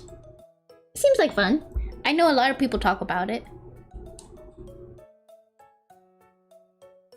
That is a parking brake. Is there a difference between the parking brake and the emergency brake? I'm lost on that part. It is a secondary brake. No, there is no difference. Okay, they're the same. Maybe I have 2. People are saying I don't have 2 though, so I feel like the answer is no. Hold on, guys. I feel like I took a picture of my car interior the other day. Let me see if I am hallucinating this brake. You know, I think I'm hallucinating this brake. I think I must be imagining my dad's car in combination with my own brake. Because I'm looking at... I don't see the full, like, side console thing. But it does not look like there's space for the little handbrake thing. You do not? Because I looked up your car.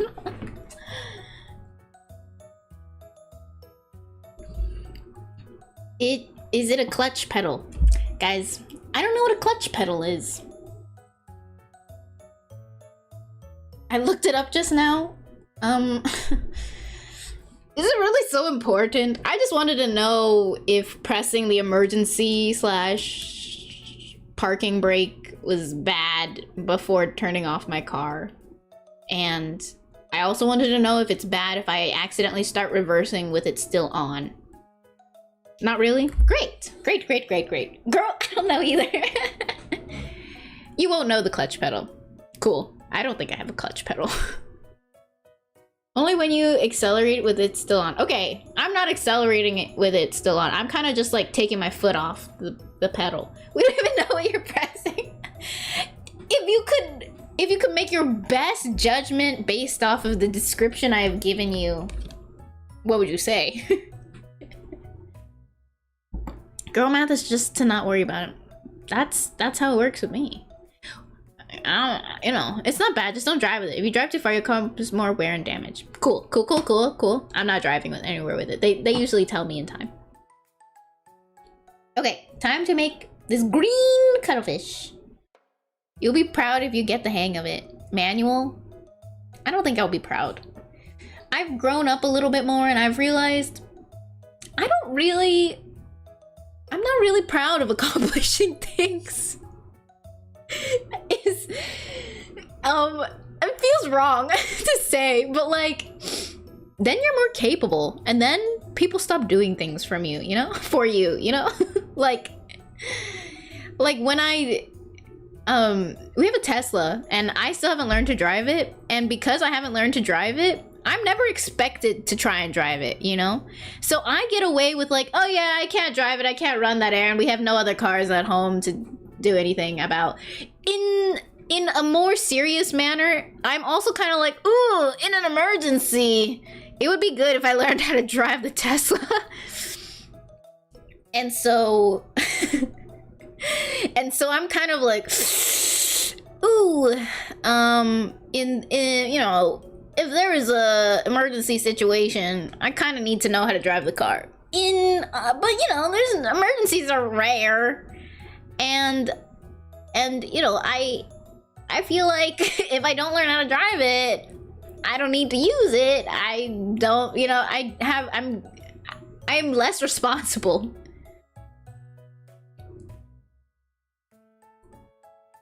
Well, it tells you when it runs out of battery, guys. I'm not for Teslas. I'm just saying that the situation is what it is. I did not vie for the Tesla. I was very much in the realm of, we could look at other electric cars. Yeah, I don't like the not apply brakes thing. I get really motion sick. It has to be like a really good Tesla driver, because people for some reason do not feel their own braking. Girl, it drives itself. Yeah, I don't know where that button is. Good night, Folded Up. Have a good rest. I will have your cuttlefish in the doodle request channel for you soon. Hopefully you can see it maybe before you fall asleep.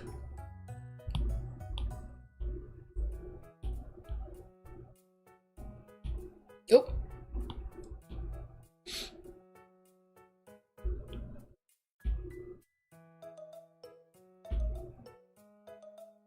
Just in case your breakdown and Tesla is your other option. Yeah, but I've excluded myself from that option kind of thing. Excuses like that will only get you so far. Eventually people are gonna lose patience. They might not be rude about, but they might urge you. I don't think I'm the type of person that like truly would let it get to the point of them needing to urge me, because I don't truly skirt on my responsibilities. It's more like there is no pressing need for me to do it other than emergency situation right now, and because of that I will simply choose not to do it anytime soon. If like even something the slightest is past the point of like necessity, which is, you know, beyond only the case of emergency, then I probably am responsible enough to do something about it. So like things like learning manual and feeling accomplished, it's not really feeling accomplished. It's more like I had to do it because I know that this is going to come up and it is not satisfying to learn it because I never wanted to do this in the first place kind of thing. But I know it was a necessary skill to learn.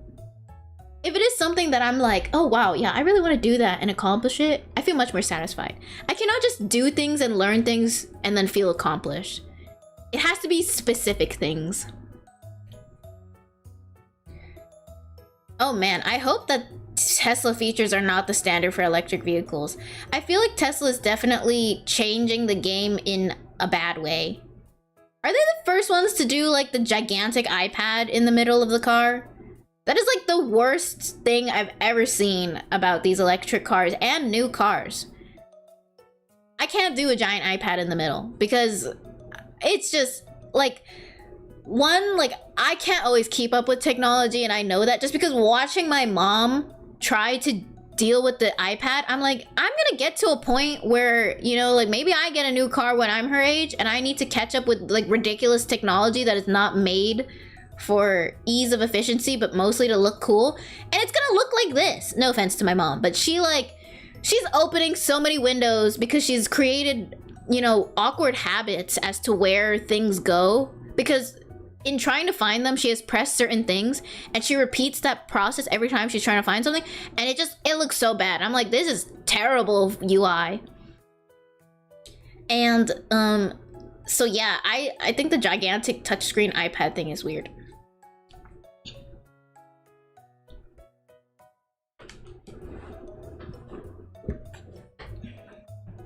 I guess the newer Teslas not so much, but they did define the minimum performance standard 10 years back. I did hear about that. I also, something stupid about the Tesla, guys, that I, like, cannot get over is, so my mom has, like, the weird gaming controller wheel. I think she likes it because this doesn't, like, get in the way of her vision sometimes. I don't really know how that works, whatever. My issue is that they stuck the turn signals on the freaking wheel. And so when you like turn signal, you have the left and I think this is the right, or maybe this is the right and this is the left. I don't even know. Okay. But you have to press the button and there's no tactile difference between them. So you have to kind of check and remember which one because it's a button. And when you are turning the car and you want to signal, this entire thing rotates. And it's like now your entire position is off and then you have to press the button. I can't remember if like, yeah, I think that's the case. And I think it's the dumbest part of it all. Because you can't, it feels like you're stuck and you kind of like, because this, now the like orientation of the buttons is kind of off now in your brain, I feel like. And so then you kind of have to remember which is up and down and you have to check it. Whereas like the usual ones, they just kind of stay on this thing, right? On the side and you go up and down with it. It's not like two separate buttons. So yeah. Why do you want to look at it? You don't want to look at it. That's the issue.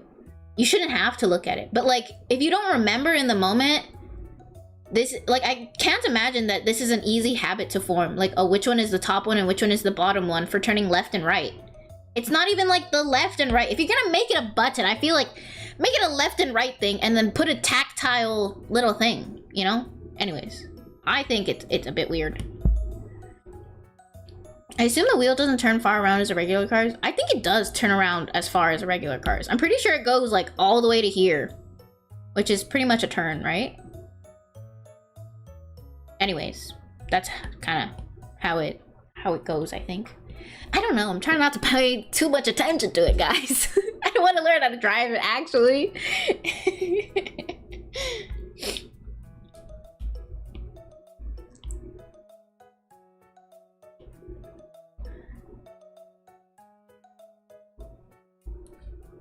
Tesla trucks, anybody? You mean the Cybertrucks? They're so ugly, guys. I feel like it's even worse when somebody gets them wrapped. For some reason, people here get them wrapped. They already look kind of ridiculous, but at least the like gigantic tin box has kind of like a cyber feel to it, you know? It feels kind of futuristic if you don't think about the logistics of, you know, properties of what a safe car would look like. But then people wrap them like yellow and like weird stuff. And I'm like, now it looks like you're a walking billboard. And it looks weird.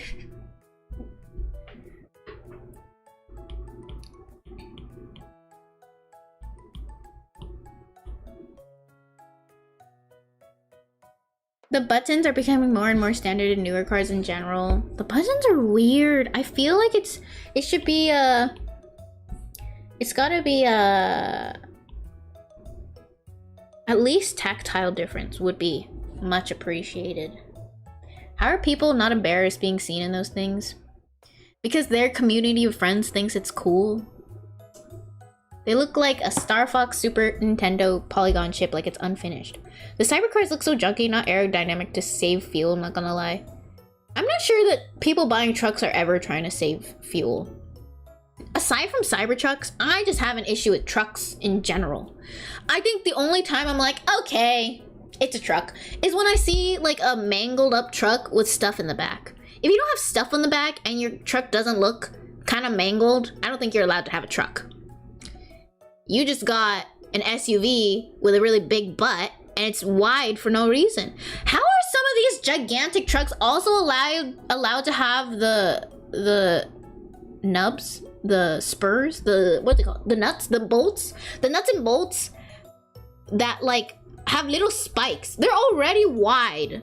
I assume the like spiky nuts and bolts was on 18, 14, 16, I don't know the number, wheelers, because I don't know, they need them for something. But I'm seeing like just big trucks with them on. And I'm like, that's not fair. You're already too wide for the road, to be honest. You can't have both of those. Did you hear Elon Musk is gonna be the first ever trillionaire? I'm pretty sure he is the first ever trillionaire. Not good. You need to crash your truck into stuff for ariru to let me drive it. Yeah, without judgment. I would be like, okay, you use it for stuff. If I'm seeing a pristine truck on the road, I don't think you should have a truck. I don't think so. That's not what trucks are for.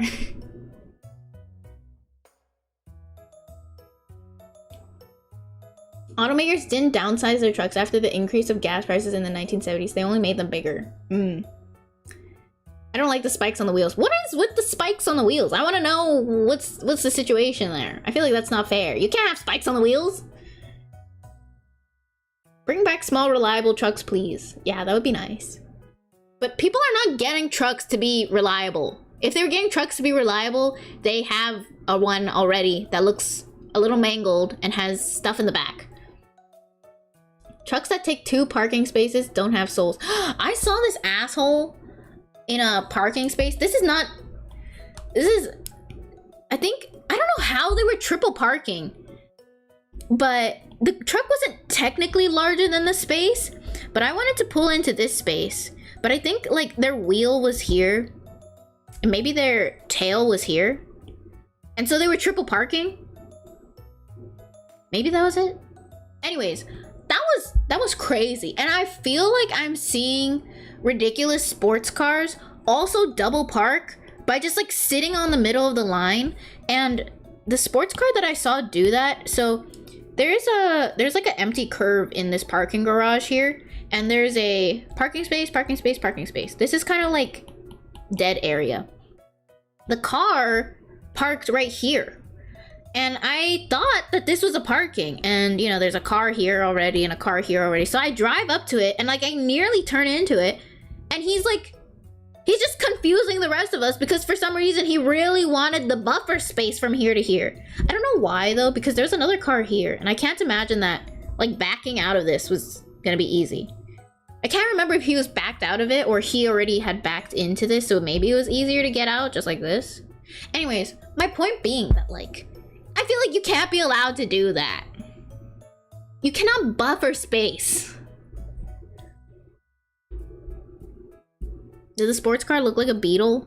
No, I don't think so. I can't remember the car. It might have been just a regular car, but I just remember in the moment being like, oh, that's not fair. You can't buffer space like that. You're confusing the rest of us.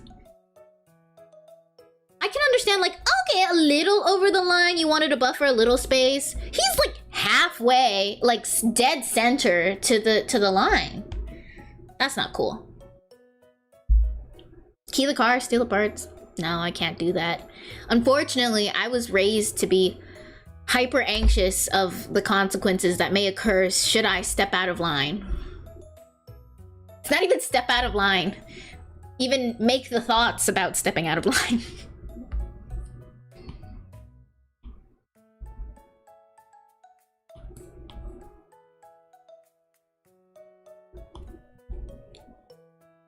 Don't you drive crazy now. Society is pushing me to drive crazier with every drive I take. That being said, I don't drive that much, so you guys are lucky for now. Unfortunately, I'm too safe of a driver where I am posing a risk on the road, I feel. I'm not slow or anything, but I signal too long, so then there's like a bit of a stall between people who are like, yeah, come over, and people who are like, I'm speeding up from 2 cars back because you are taking forever to come over and I don't want to deal with you. So then the people behind me are like, are you gonna go, man? And then, you know, because I'm not testing people on the road and I'm showing them what I'm doing, they are using me to their advantage and therefore making a dangerous space on the road by cutting me off / ignoring what I'm saying, kind of thing. So I need to pose a threat to them.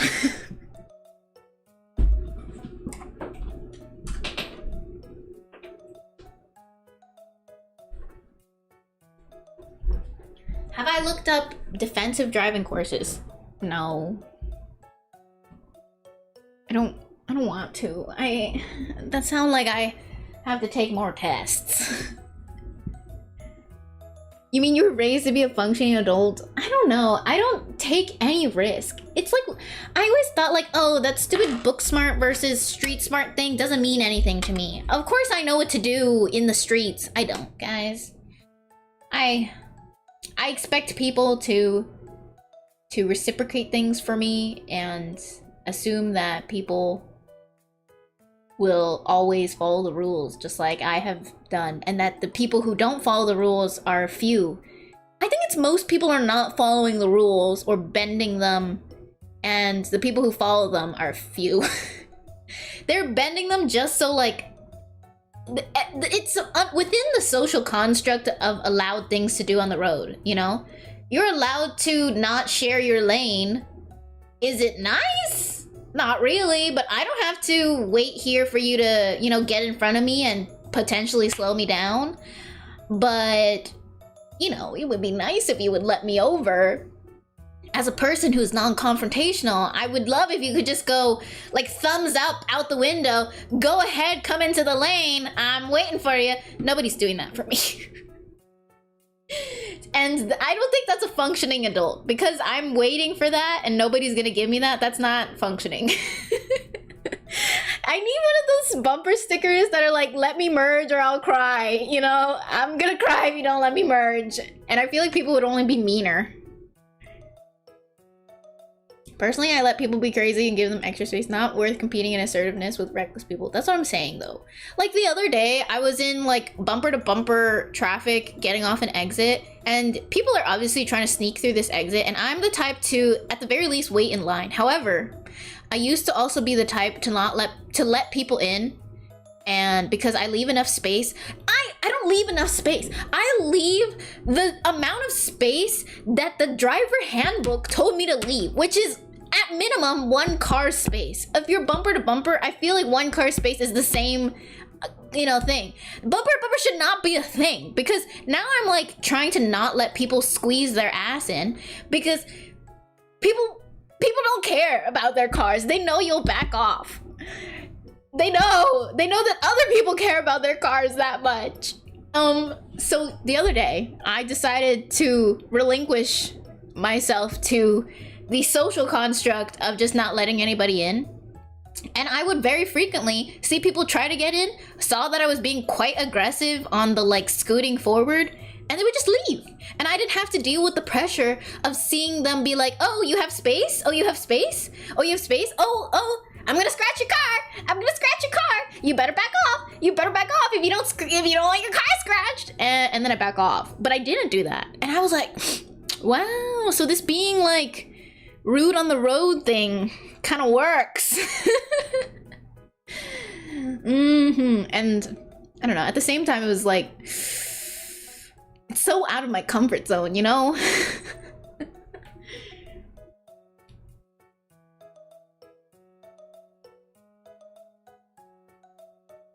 The bumper sticker you need is try me.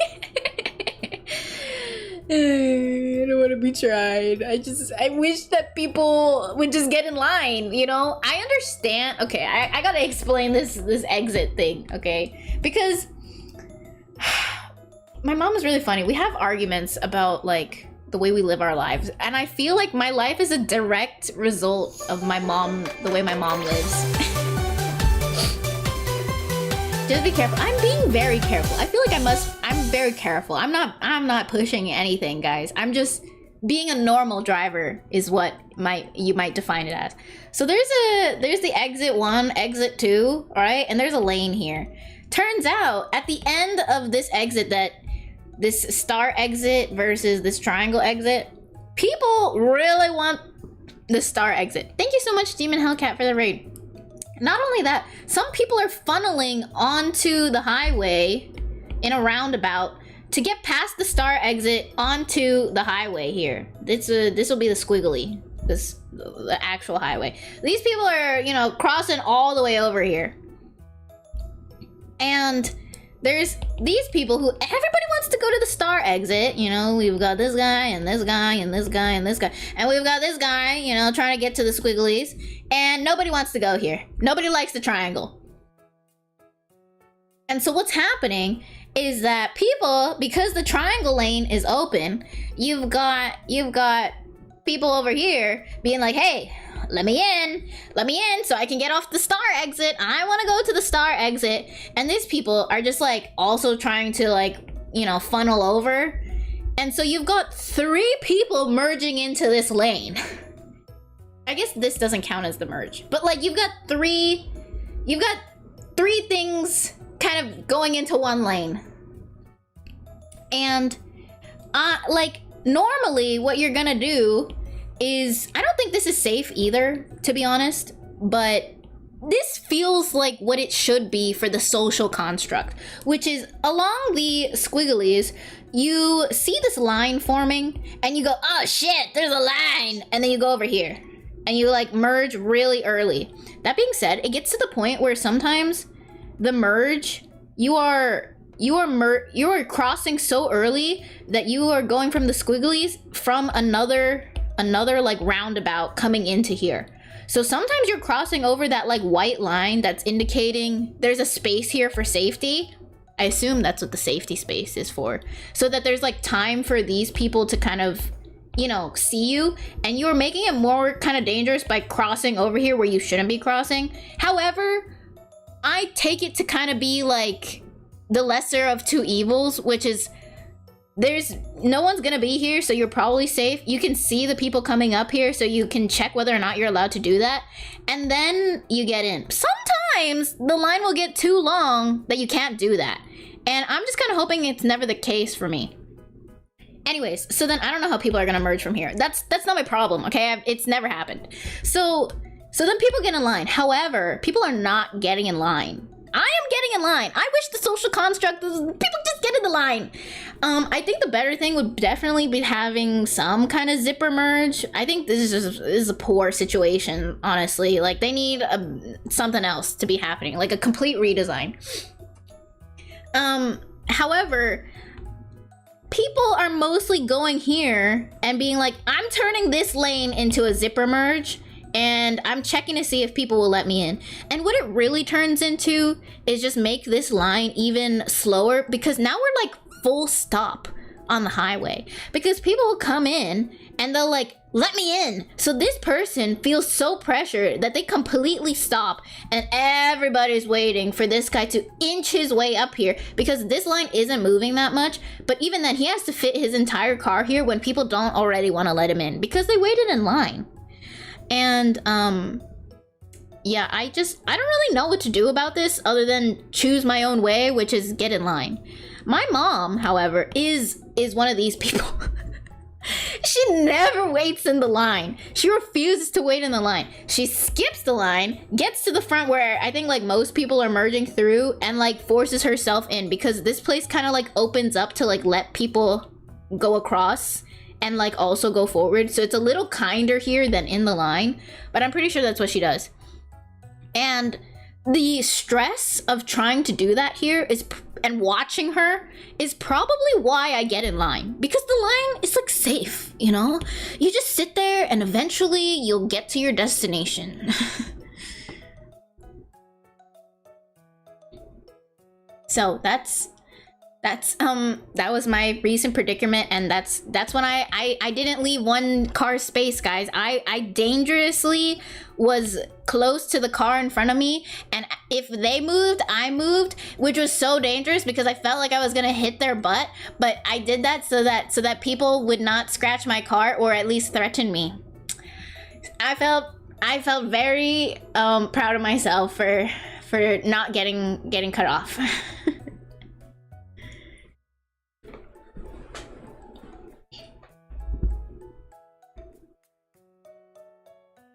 Trains will solve so many issues. Yes, they would. I am definitely an advocate for public transit. However, I have not experienced any public transit that I like. Not even the ones in Japan, okay, guys? Because the issue I have with public transit is that it's a social place, I guess. It's not a private place. That's like the main issue, is that other people are there and I don't like to be around other people. Like, even in Japan, it's like, you know, like, maybe I don't want to be quiet all the time. Like, some of these rules are really tough.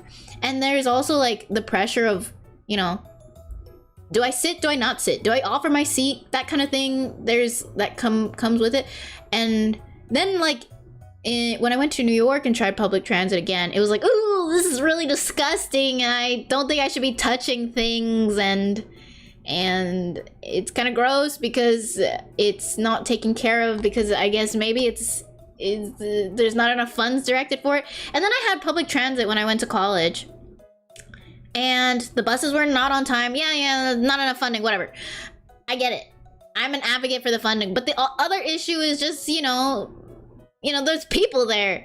There's no seats sometimes it's really crowded. Sometimes the bus driver's mean. Sometimes I'm getting car sick because the braking is ridiculous. Sometimes they're really slow. Sometimes I'm a little... It just feels like it's a mental hurdle for me. Of course, I still used it, and I feel like I was doing everything correct. It's just...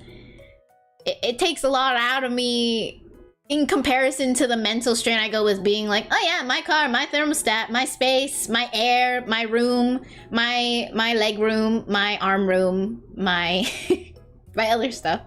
Do you like Uber? Is that public transit? Isn't that private transit? Well, do I like Uber? Well, the issue is that I don't like Uber either, because people's driving is really bad and I get car sick, especially because I had to sit in the back. And also, people are evil. At least like trains and buses, you know, they're probably not gonna kidnap and kill you. Uber? Maybe. Taxi driver? Maybe. And then Overlord, thank you so much for the sub. Let me get you a love beam.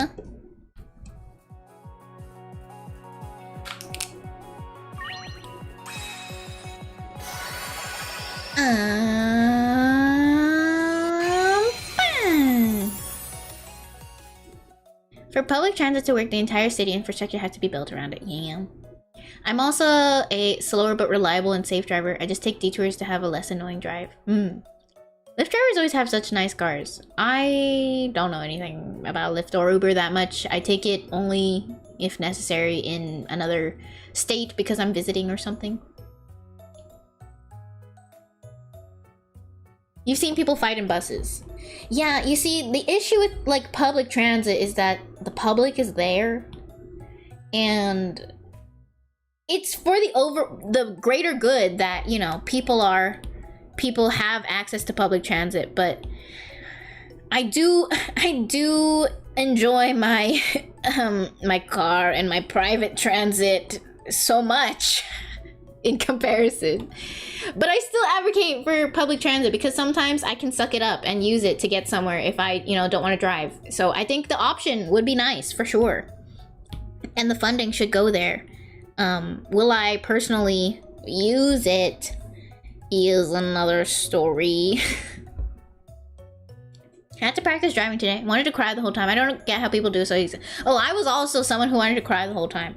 The only way my dad got me to leave the parking lot to drive was essentially by tricking me. He was like, oh yeah, just turn out of the parking lot and right as we're about to go out at that stop sign, I'll switch with you. He didn't switch with me. I was like, okay, I'm ready to switch. And he's like, okay, now go. I was like, go where? No, I don't want to go. I don't want to go on the real road. I'm not ready to go on the real road. Just go. And I was like, I don't want to go. And he's like, you're wasting gas and you're not going to get home if you don't go. And so he turned on the emergency lights and I like very slowly made my way onto the road. So that's how I learned. Yeah.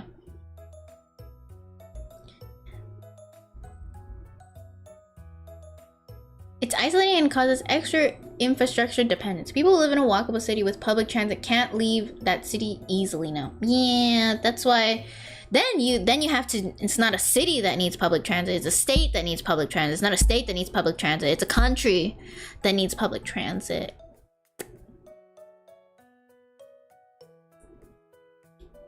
Had to practice. Oh, I already read that. Wish the public is more public friendly. Even then, it's like, I've been to Japan, the public is very public friendly, but what it takes to become public friendly feels like too much. It's one of those things where it's like, oh, if you want a stranger, you know, to help you go to, you know, help you with directions, you also have to be that stranger who's going to help another person with directions. And that is not feasible unless there is a like large culture of pressure that forces you to conform to this idea where you have to be that stranger, or else you'll be very judged for or like looked down upon, you know? And it has to work. Anyways, it's kind of like, I don't see how there can be a middle ground, but I also don't see the benefits of either. Yeah, you don't get public friendly without leading to shaming people for not being that way. Yeah, you get anxiety when people ask for directions. Yeah, it's, you know, it's one of those things where I feel like I believe people should not have to do things if they don't want to and like feel the pressure of conforming to a certain standard all the time.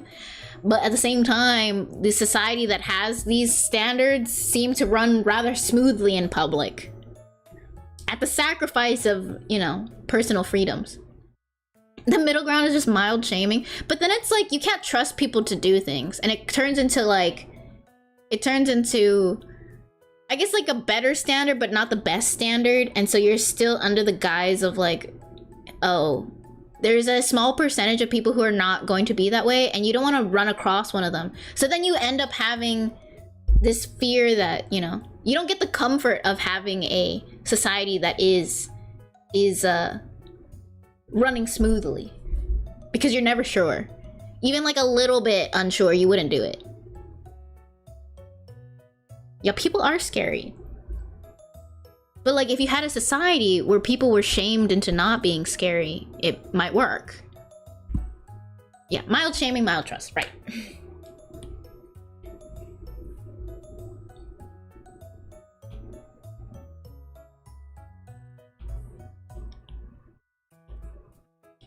I can't be bothered to help strangers. I get paranoid that they have main character syndrome. I'm not sure how the two are connected. I can understand not bothering to help strangers because you don't feel like it. Like, you're not obligated to, of course. But what is the main character syndrome for? Like, they think you're helping them because you're into them? That kind of thing?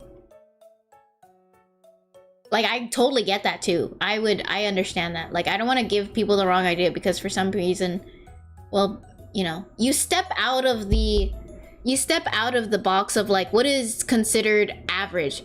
Oh, sorry, I cannot help you right now. That's probably like normal. But some people are like, oh, they helped me, they must be so in love with me.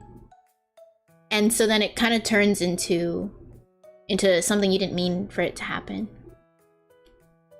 I mean, it depends on what you're helping with. I think from the perspective of being a woman, I am not completely concerned about that happening, but also I tiptoe around that happening. Whether it's directions, asking for a drink, a napkin, a fork, passing the salt, you know, anything. It's very like you get the door for someone, you know, and it could turn into something worse. It's not that. It's just some of them act entitled. Oh. I don't know then. The entitlement thing, I have not personally... I don't think I understand the situation. So like if someone asks you for directions, they'll be mean about asking for directions? Mean as in like, of course you should give me directions? Or like, oh, you gave me direction wrong? Like, are you an idiot kind of thing? Like, ugh, your directions are not clear whatsoever. That kind of thing? Hello, Dark Knight. Welcome. Hello, Small. Or you can be a really big guy who looks unfriendly and no one really knows you. I dream of that sometimes. I like directly see the effect of being a small woman. I don't like saying girl anymore. It feels like it doesn't fit my stage of life anymore, but woman feels too old.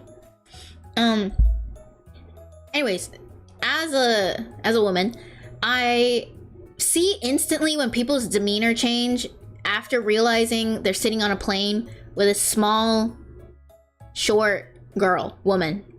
And I hate it so much. You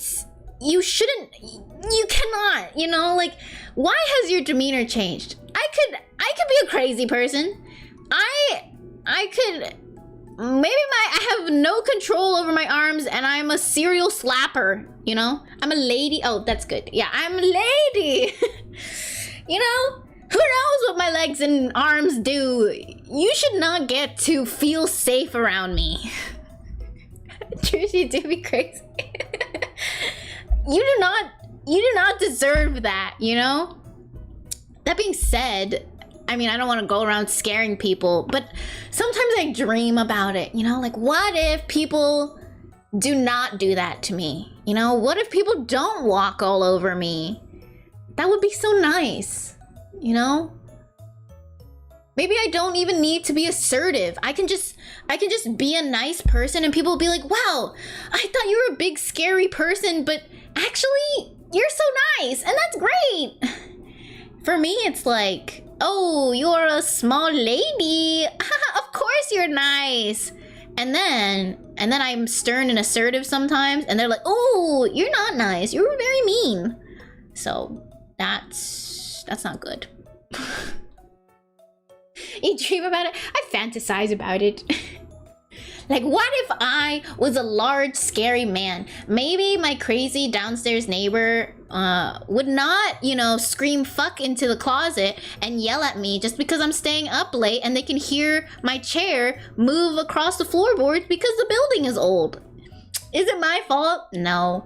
Is he still doing that to me? Probably because I have no ability to beat him up or assert dominance. Probably.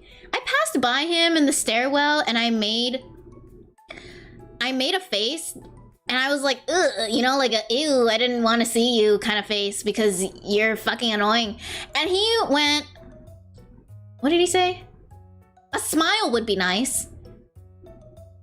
Oh my god, you know, like, there are people in the world who don't have to experience that. And it must be so nice. A smile would be nice. After coming to my door multiple times and you know, and trying to peek into my apartment to see like what could be happening to hear all this noise at night.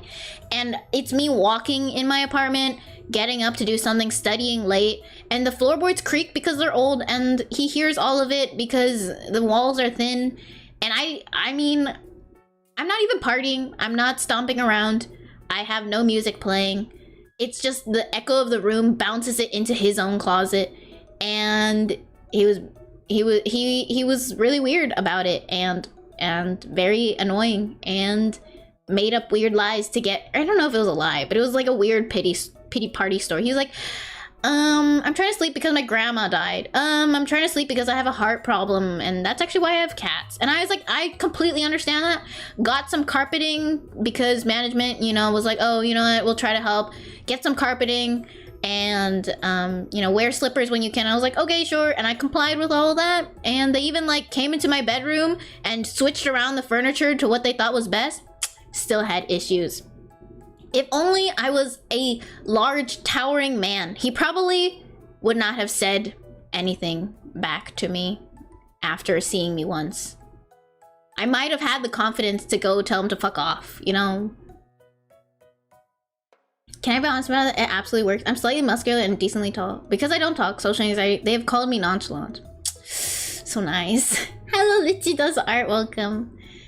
There are cons to being default intimidating and cons to being default not intimidating. But I feel like the cons to being default intimidating are not as bad as the cons to being default non-intimidating. Yeah, couples make good teams. I agree with that because you can have both. It's so hard being a woman. I feel like in a way that I'm happy to be a woman, but at the same time, it would be so great if I was a little taller and a little bigger. I hope his new neighbors have 3 kids under 3. When I last checked in, I kind of I had forgotten to change my address for a package, so I like emailed my building manager and I was like, hey, I forgot my package at this address, can I come pick it up somehow? And she was just basically like, wait until someone kind of opened the door and you can grab it. And she was like, oh yeah, no one is living there yet. So from the time I asked, which is like shortly after I moved out, no one had moved in for that year.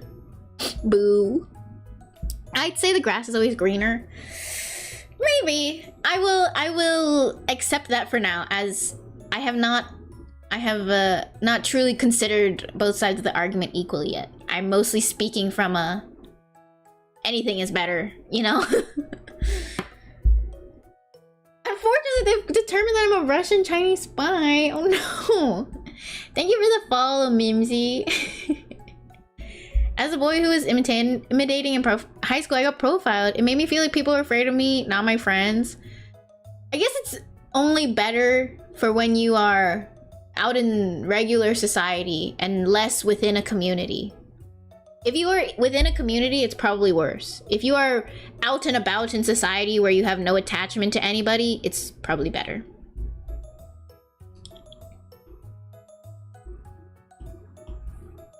Unfortunately, community for me is mostly confined to the internet. So it's kind of like, I'll take it. You know, no one can see that I'm intimidating and large on the internet. The solution is probably a 6-foot tall goth chick. These days, goth chicks are not even considered intimidating anymore. People want sexy, tall, goth mommies, which is a weird side effect of, I think, romancing the 2000s styles. So unfortunately, being a tall goth mommy would not work. I might get more weirdos that assume my expression of self is an invitation for them to be weird in front of me. I think most goths are pretty short, hence the platforms. Oh, I'm unsure about the whole fashion norms. I get told I'm scary. It's nice being left be. I'm living vicariously through your statements. Kind of in a way of like, what if I was tall and scary? Goth was never intimidating, just off-putting to people who didn't understand the aesthetic. Oh, yeah, I understand that. It's, you know, but it's a deterrent to people who would otherwise maybe try to take advantage of your conformity. I'm not sure what a sukeban is.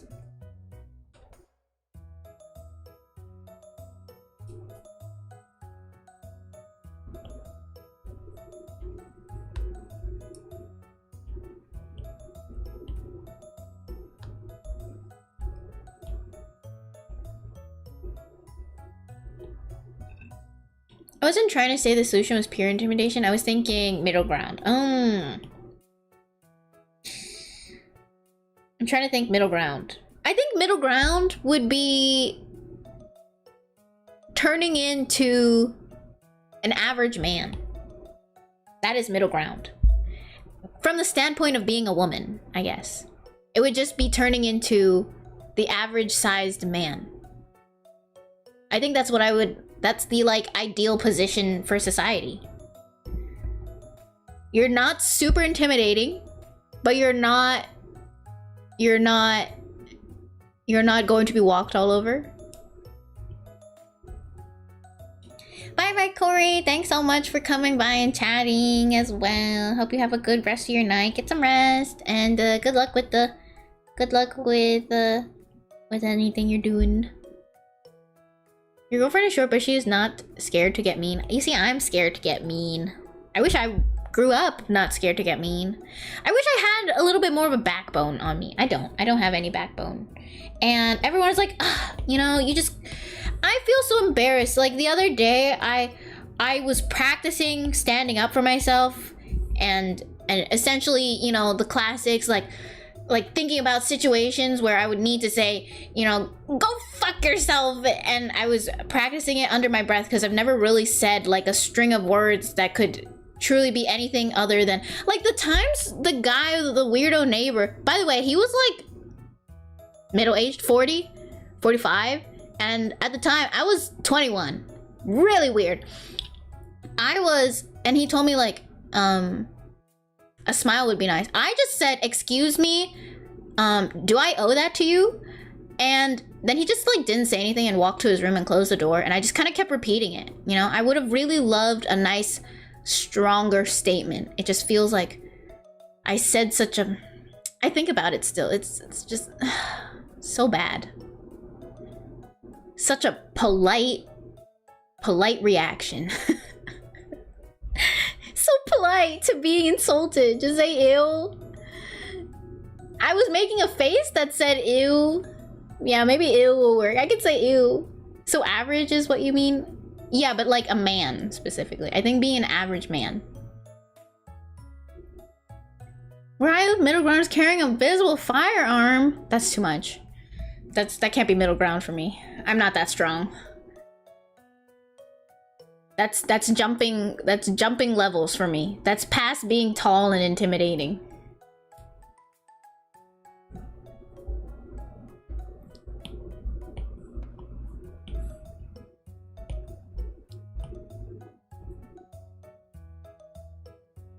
Sometimes no statement is very strong. People say that, but coming from a small lady, it's not very strong. I wish it was stronger. I'm sure it's stronger for other people who have more... It's like when your appearance is tied to more confidence, it probably is stronger.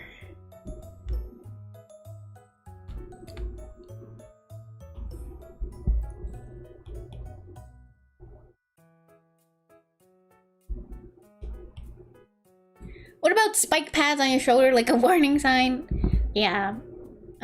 That could be one.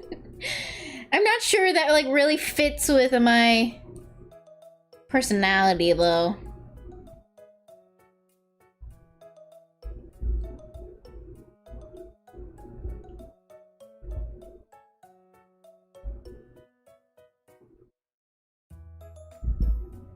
What if you joined a biker gang?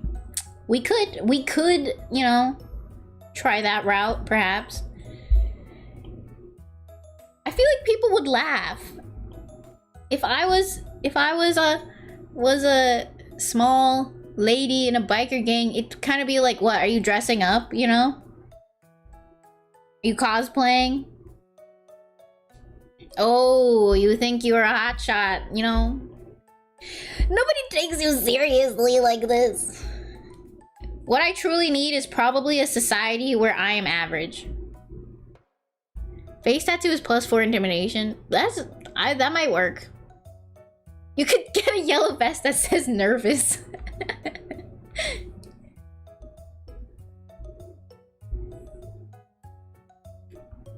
Body language training, learn how to recognize threats and disarm them.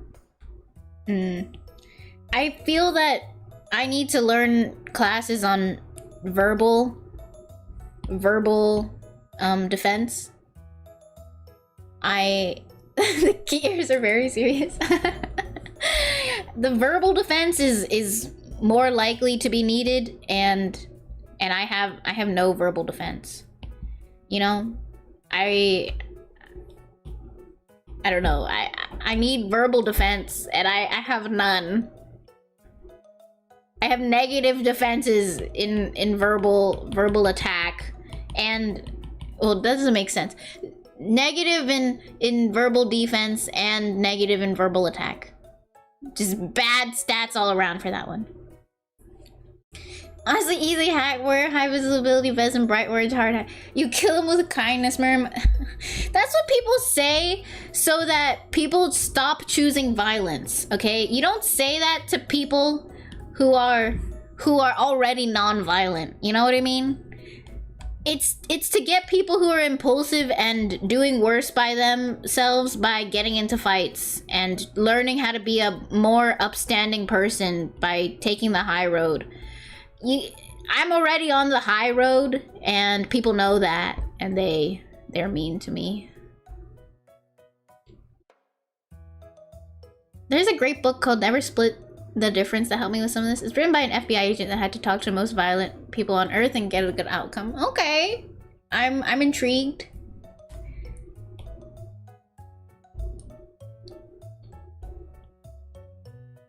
At some point, my mom kept insinuating that like maybe I should look into trying getting a life coach so that I can build my confidence, and that was not a good time. It was mostly because I didn't have a job and I wasn't confident about getting a job in this economy. Thank you for the raid, J King's Plays, welcome.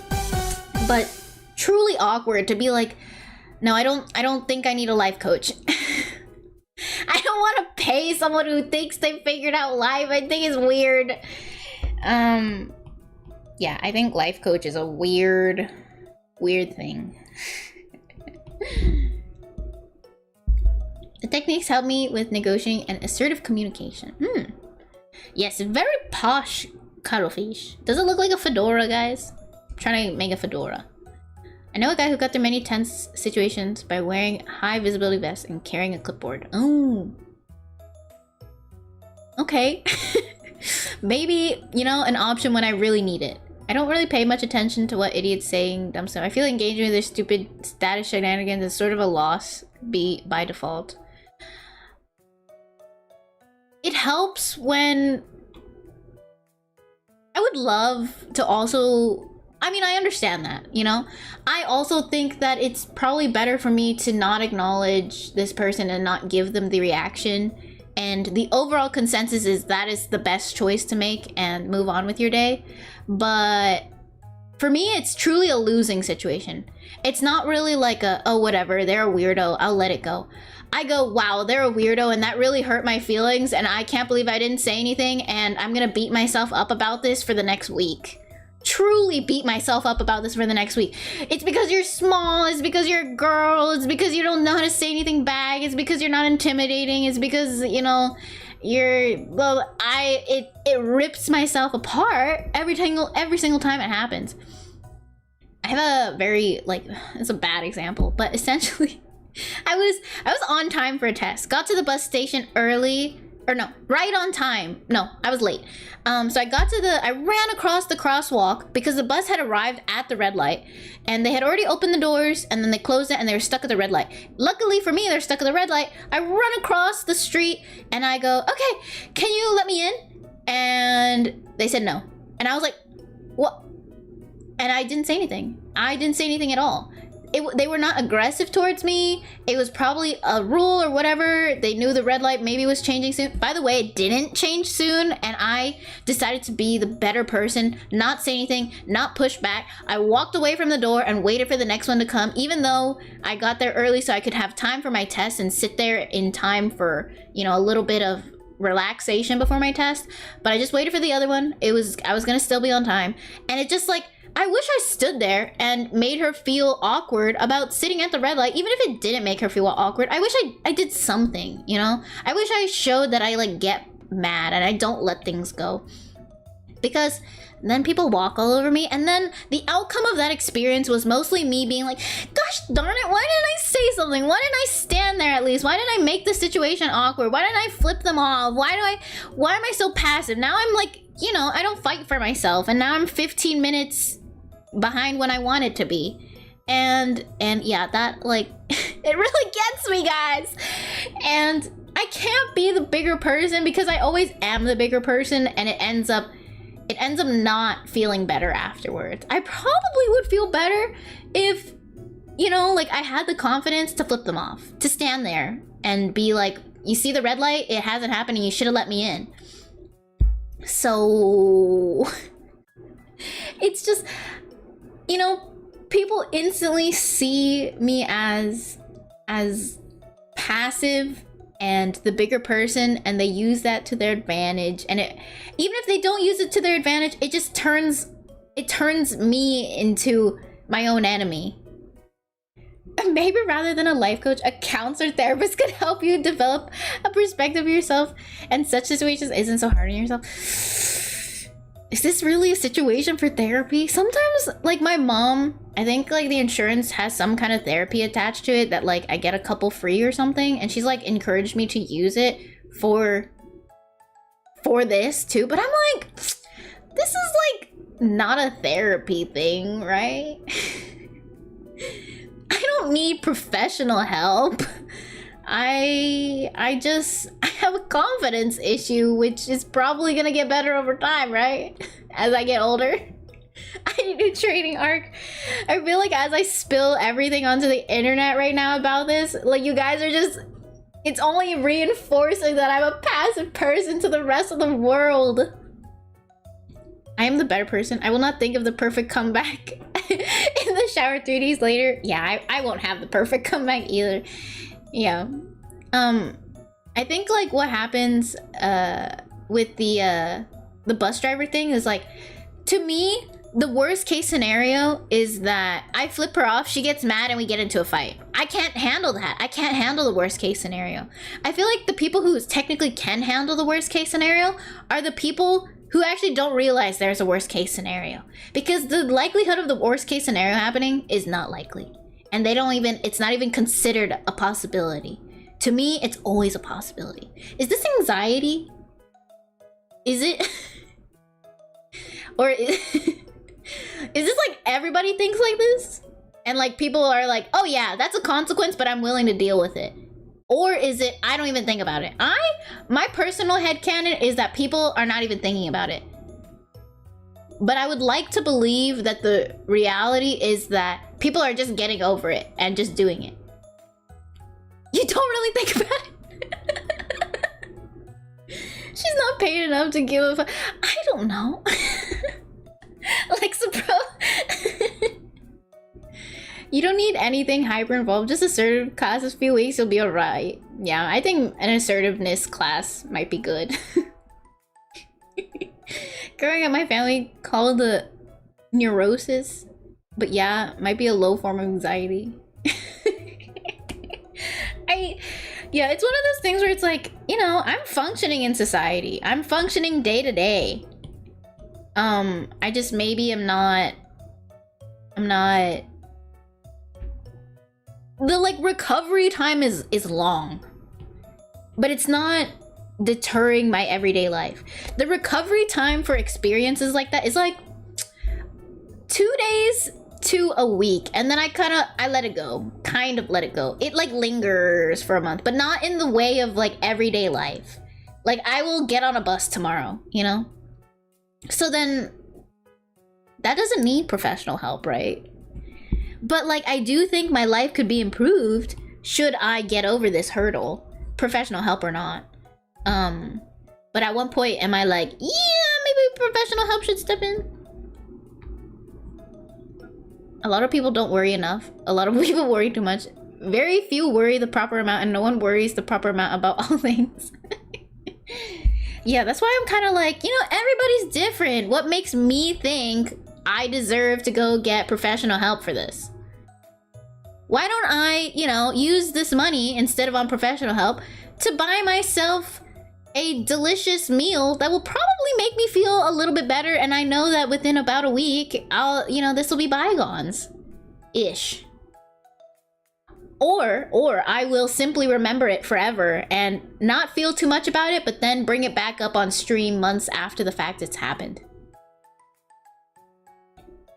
Yeah, it's not preventing me from doing my day-to-day tasks. But in the case of like, am I the most efficient person and streamlined person I could be? No. Do I wish I was? Yeah. Fantasizing about the best version of myself, you know? Whew. The dream.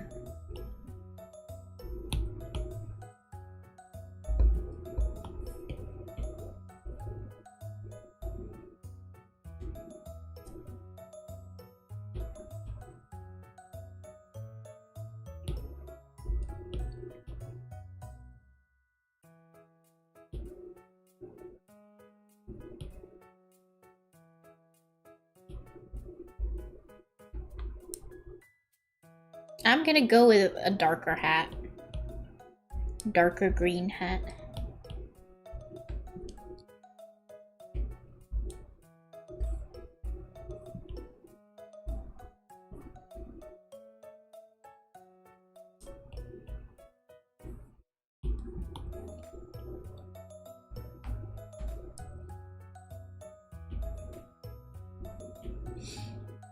I'd rather wait hours for someone to help me than to approach them and ask a question. Yeah, that is also me. I'm the person who will wait in line to ask for a straw, you know? Oh, I got my drink. They forgot to give me a straw. I will go wait in line to ask for a straw. And because I do that, I hate the people who don't. I've made the choice to not be rude and interject into the middle of someone's ordering, or even like waiting off to the side and creating this awkward pressure of like, am I gonna cut? Am I gonna cut? And instead I will wait in line to ask for a straw. I'm sure it is socially like, oh, okay, sure, you can, you know, kind of stand in front of the line to like just quickly ask for a straw. But yeah, I think maybe the best version of that would probably be like to the front of the person in line, just say, hey, you mind if I jump in right after you in order to ask for a straw? But then you kind of have to be like, it's okay for the person at the front of the line right now, but what about the person behind? And then the person behind, and then the person behind. So the best case scenario for my mental health, like to not feel like I'm a bad person ever, would probably just to be to get in line. Oh, you don't drink it directly at all? You're not getting a straw? Oh. I might also wait in the line, but I accept that many people won't. Oh, I can't accept it. Not that I don't accept it, I won't make a fuss, but I don't think I'm better than them, but I do think like, why won't you do what I'm doing? This is the morally good choice to make.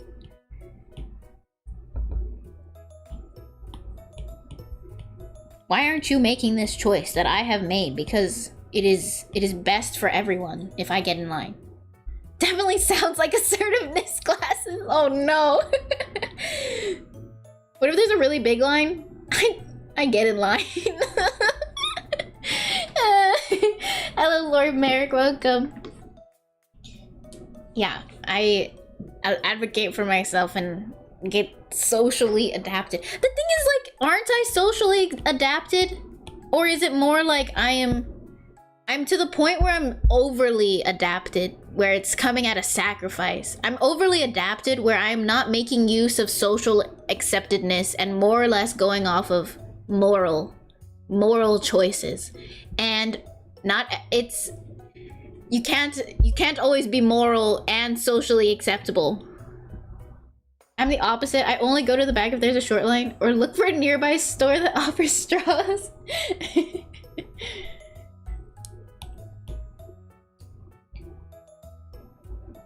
My mom, this like has actually happened where she's like, okay, I need you to go ask for napkins, but do not get in line. It's okay. Just go up to the counter and when they have a chance, ask for napkins. And I'm like, okay.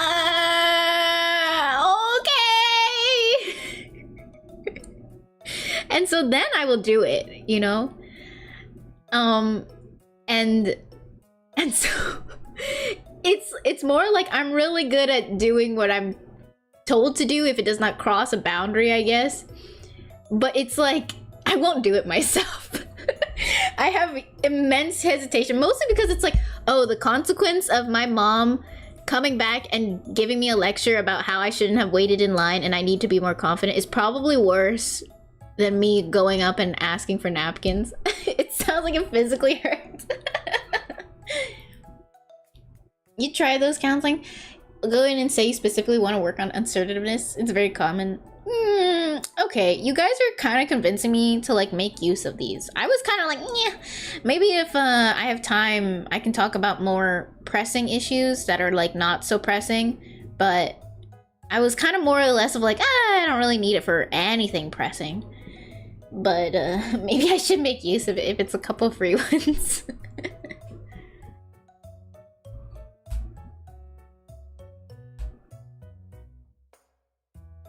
I know it's their job to help me out, even if I feel like it's, you know, awkward to talk about these things. And like, of course they see people who have issues, but this one time I did go to counseling, school counseling, and they were essentially, I was like, yeah, I'm having a hard time because my teachers feel, you know, terrible, and you know, I just like, I've been in a really bad funk and I'm not doing so hot, mostly because like I just felt really burnt out and lethargic, and I've never really felt like that before.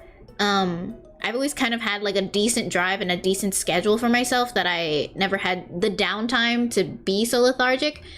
And so I asked for help at counseling. I was like, I don't know what's going on. I'm not sure why I'm feeling this way. And I think it's probably having to do with the way my teachers feel like they're horrible right now. And I would just go there to complain. And it was just like the free school counseling. And the first thing she would tell me is like, but your grades are fine. So, and I immediately was like, okay, I'm not sure what that has to do with anything. So I feel like, you know, in counseling, it's one of those things where it's like, oh, it's not affecting your day-to-day life? Why are you here? I'm sure they, you know, some people aren't like that, but then I am nervous to run across a person who is like that. Even if it's like, oh, they're meaning it harmlessly, like, oh, like, what are you here for then? And I have to then explain, oh, because I don't want this to happen anymore. I feel like, you know, that's not within my personal bounds of like what I want to happen. Then it's like, then I have to like, then I feel like I'm being judged for whether or not it's the correct amount to have that social bound. Or maybe they'll say, well, no, that's actually the average time that people take to get over things. That's normal. And I don't know, I leave with no help, or I leave with, oh, you're here for something so small. Imposter syndrome to a minor degree. Feeling like your problems aren't big enough for the attention of others who might need it more. Yeah, and I know it's one of those things where it's like, oh, you're paying for help. They're there to help, that kind of thing. But at the same time, I'm undeserving of this. I don't need it. I can get over it myself. I don't need to waste a person's time. Even if it's not wasting their time, it's like, why am I wasting my time? You know, I don't need to put energy into this. You see how it's like, you see it's happening again. Only downside of trying it is that you seem to feel kind of wasteful because you don't think you have enough big enough issue. Just wanting to be more service is super common reason people go. You guys,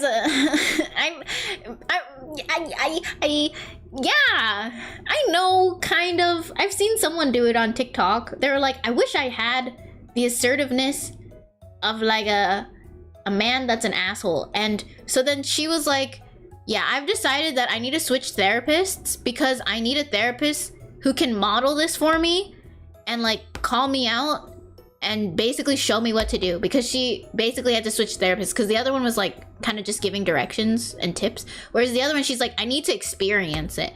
And so she switched and she was like, oh yeah, this is gonna work for me. And oh, it's just, I don't know.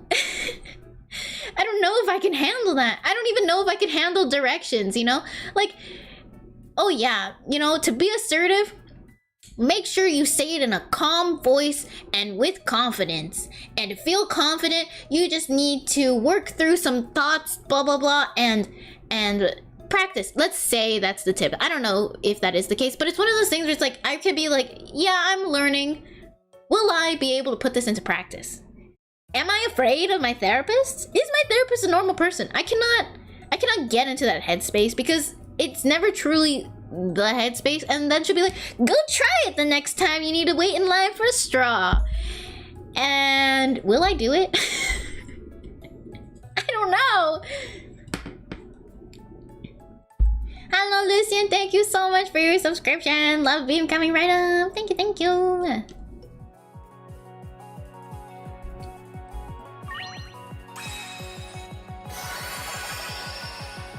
Bam. Thank you, thank you. Again, important distinction. Assertiveness is not aggressiveness or passivity. I understand that too. I think I have assertive and confidence issues. I also would like to build some aggression. I feel that I am maxed out in my passiveness and we don't have any balance of aggression. It can be a local store or the richest person ever, but holy, are they good at that? Oh, having assertiveness. Yeah, I feel like I want to say it's a culture thing, but my sister is the complete opposite of me. It's how you talk. You don't think therapists could work? You don't think therapy works? I saw a video of someone asking therapists how many people are cured. Answer's always 0. I guess like it helps to also not have to burden your friends and family with your problems kind of thing. So it's kind of like a nice little ranting thing. But at the same time, I think about that and I go, we are losing community. At the same time, I am not particularly one that is building community. So maybe therapy is for me. I'm gonna learn, guys. I'm gonna learn. Yeah, I'm gonna have it. I'm gonna make it happen, guys. Either way, I'm slowly being convinced that maybe these like free therapy things is worth an attempt. This is starting to get too real. Really, pause. Just pause.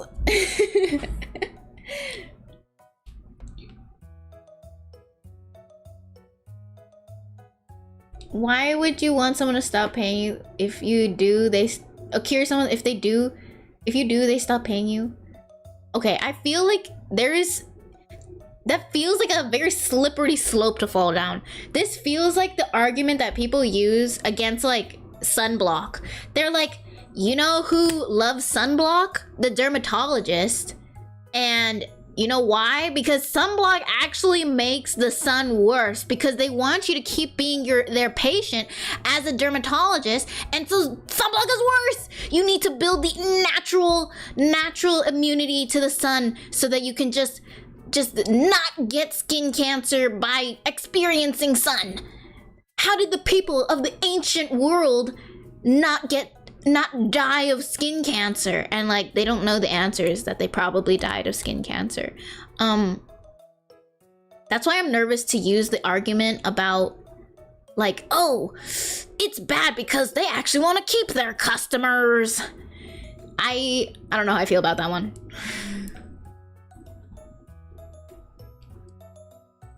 At the very least, take one session, ask them for a referral for more specialized service. Yeah, maybe. Scams exist everywhere, but tossing therapy out as scam is categorically too far. Yeah, I feel like no, I don't think like, you know, people need a cure sometimes. Maybe they just need to be able to cope with it. Maybe they don't need a cure. Maybe they just need help coping. The other answer is that they had darker skin than the Swedes do, but they probably also died of skin cancer. Just having dark skin doesn't prevent skin cancer. It probably provides a little bit more protection from being sunburnt, I think. I don't know if skin cancer is reduced or at all because of darker skin. I think just sunburntness.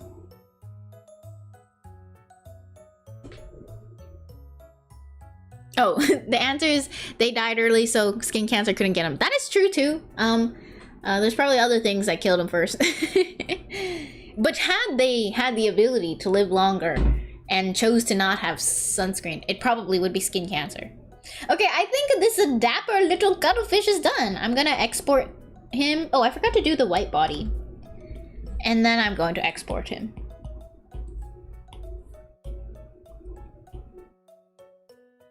Oh, and then usually there's a little bit of shading. Forgot.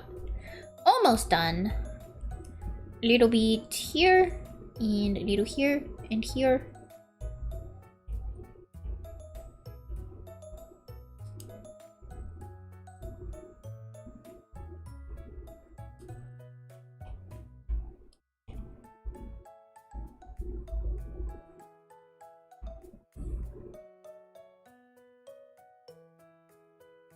I think I've heard it's because they weren't living long enough to develop skin cancer. Yeah, probably.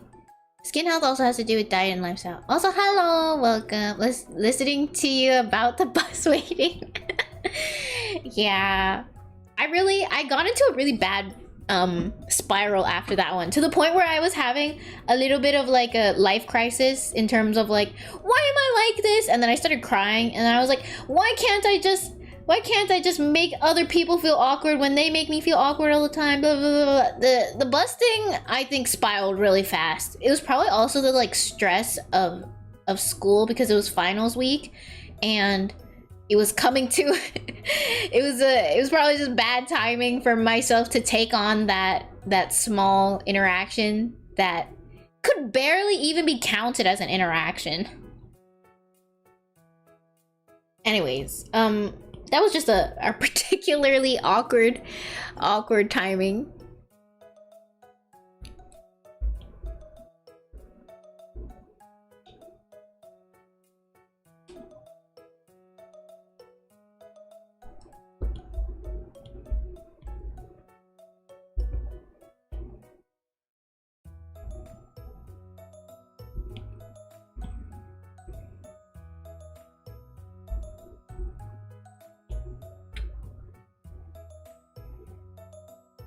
Okay, I'm gonna send this cuttlefish into the server.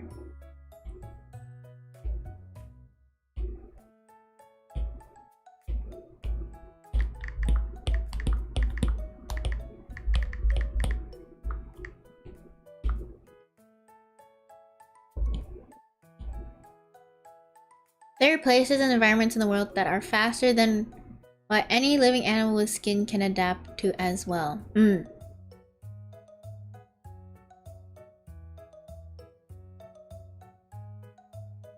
Thank you, North. Okay, I'm gonna add this cuttlefish also into our throwing system.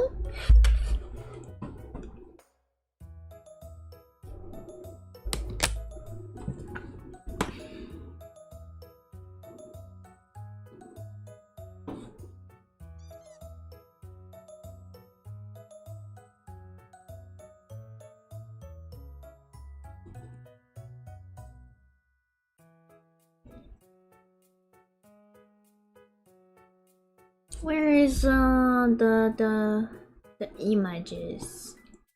Art? No. This? No. I don't remember. Object manager. There we go. Now, where's the button to add stuff? I don't remember. Copy. And then paste. Oh, copy. Properties. And then paste. Paste. Paste properties. Okay, that didn't work. Which button is it? There's a button somewhere that's like, open a folder, upload stuff. Oh,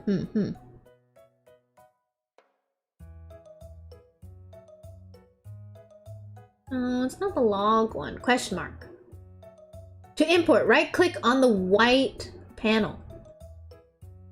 Oh, ha ha ha ha ha ha. I've completely missed this button.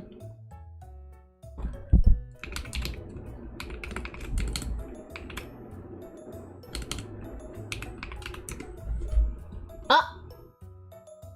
That's awkward.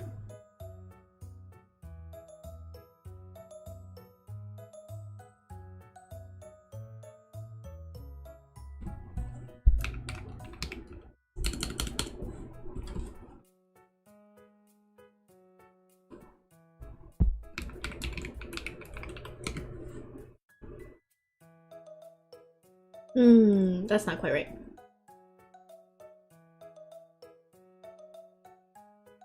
Okay, there we go! Look at that, guys! Copy properties. Paste properties. Copy events. Paste events. Okay. And then throw scene. And then double tap. And then now we wait for him to come in.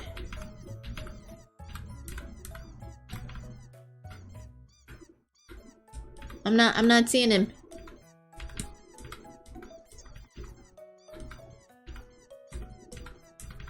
Oh, there we go. Nice. Let me see if I can shift the character over.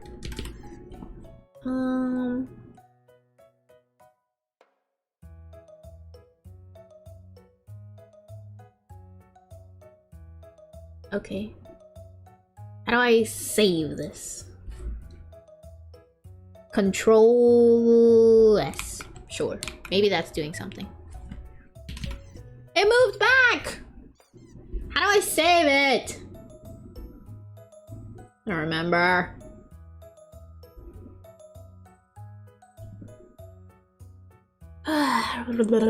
Name, scene. Oh, maybe I move these ones. Wait. Which one am I using, actually? Ooh, I don't know. This one? Why do I have two of these?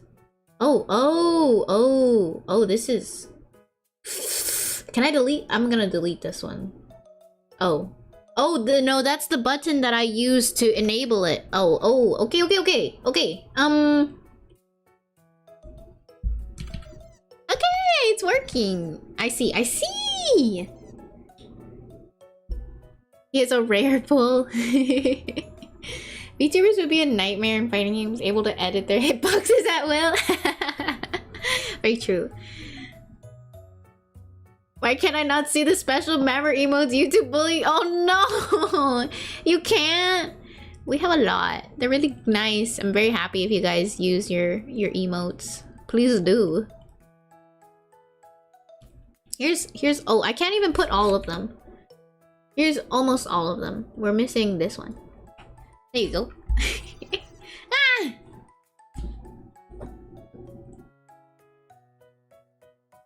That's right.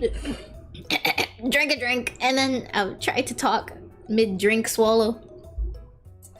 Nice.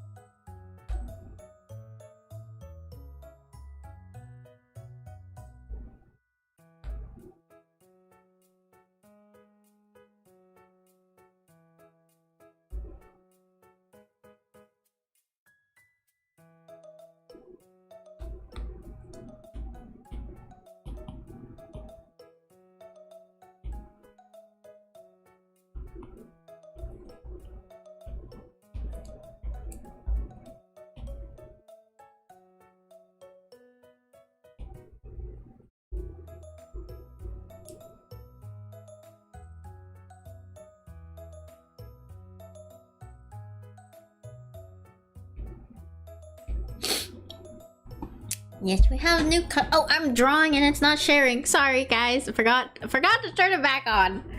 I was like, okay, time to get back to what I was doing. Forgot.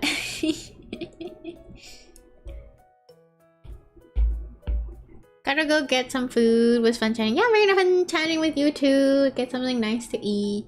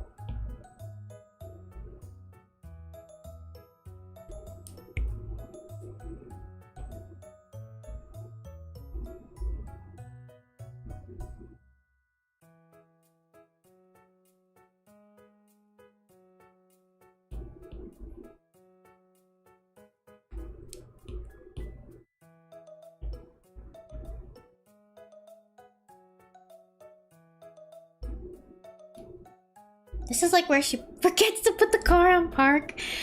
I feel like it's very rare, okay guys? I'm not doing that every time. I will say it's happening enough where it's like slightly concerning of a problem that I would like to address. It wasn't just kind of like a oops. Silly me, it's a couple times now.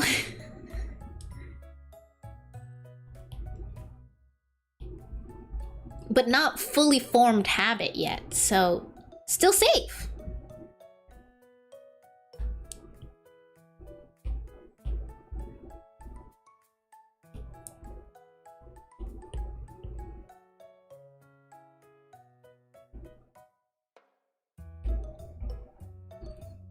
I forgot to car in park once. Thankfully my dad caught it. Well, I feel like I am technically doing a safe version of it because for some reason I've built the habit of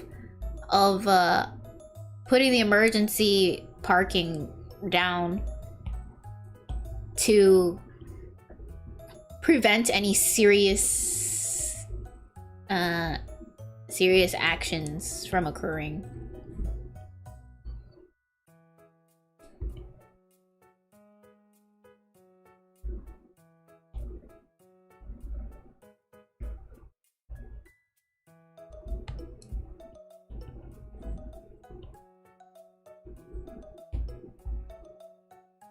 After I did that, I would take a picture of the Prindle unparked before leaving the car. Yeah, I'm doing that recently with like leaving my keys in the proper location before I leave on a big trip. I have to take a picture and be like, I left the keys right here on this date at this time. Let me try a different device. Yeah, try a different device. Your keyboard is not, nah, you're good.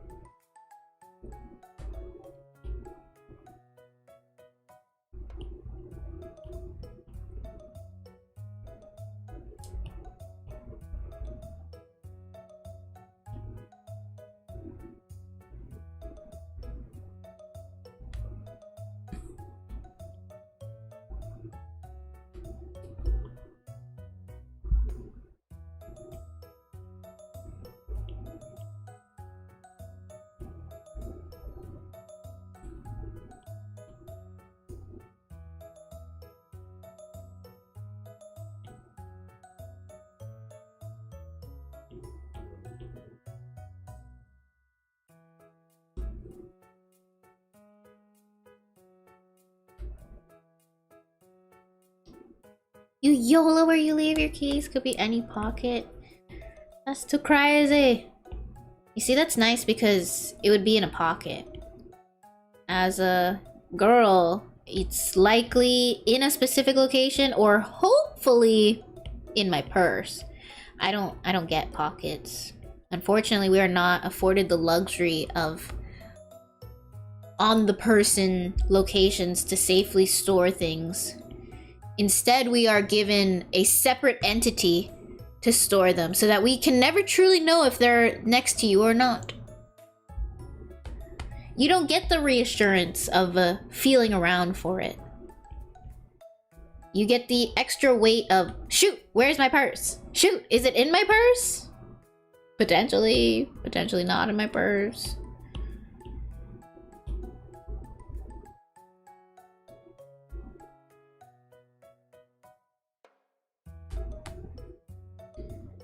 Pockets are DLC for women? Yeah, they probably cost more for women. I've had many fake pockets, which, you know, I'm sure is a cost-cutting measure that women are simply given to deal with. Because why would we need pockets when we have a purse? Oh, membership emotes are broken on mobile? Boo.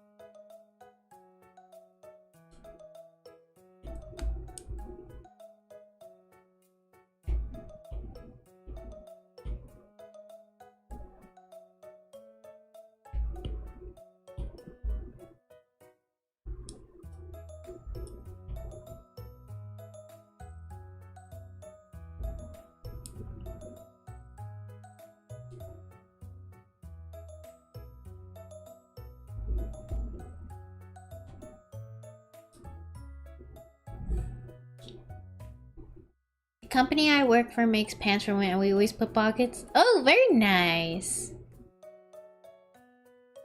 Been broken for over a week. Boo.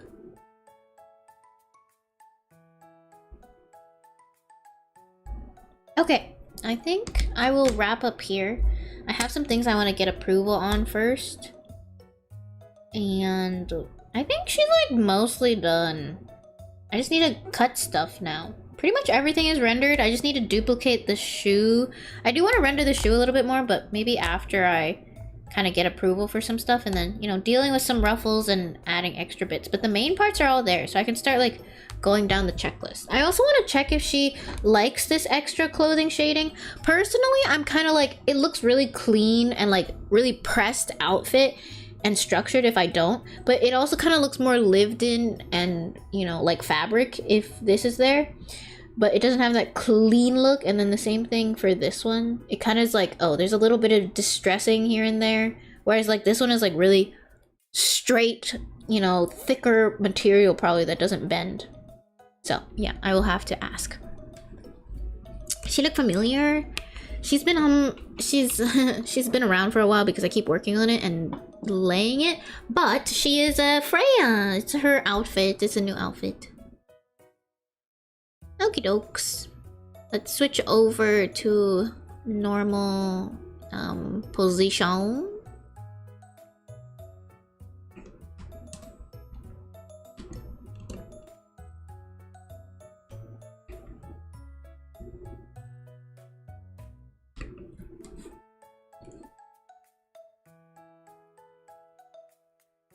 So is this the art for a VTuber model? It is. It is.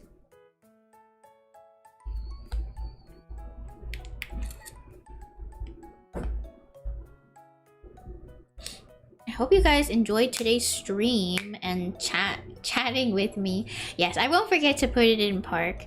It was very nice to chat with you guys also and air out my anxiety. But I hope you guys have a wonderful night, and let's go find someone to raid.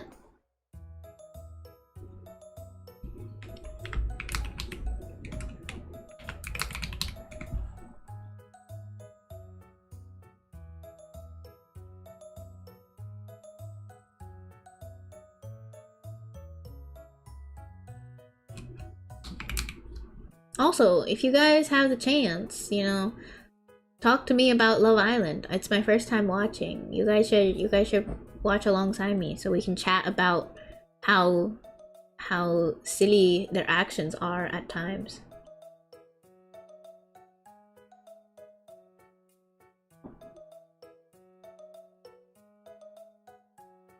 You enjoyed hearing my rants? Thank you!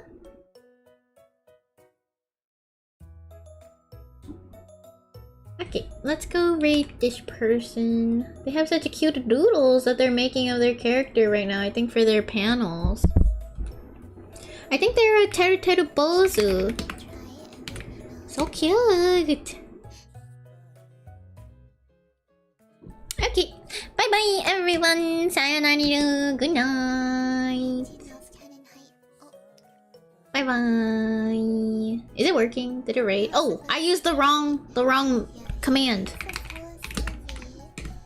Bye bye! Good night, cuttlefishes. Don't forget to copy the raid message. We've got one for subs and one for non-subs. What is going on that island, man? Really petty, like it's really boring kind of at times, but it's like, you know, it happens every day and you kind of like get to comment on people and criticize them for things that you don't get to see in regular society, you know? It's like normal society, but on camera. That's reality TV. Bye bye. Bye bye, cuttlefish. Bye bye. Have a good rest. I will see you guys again soon. Bye bye. Don't forget to copy the raid message and go and say hi to them. And we will come talk with each other again tomorrow. I'm trying to convince myself. It's lately it's been hard for me to stream 2 days in a row. Like I just don't feel like it, but I'm gonna do it. I'm gonna do it.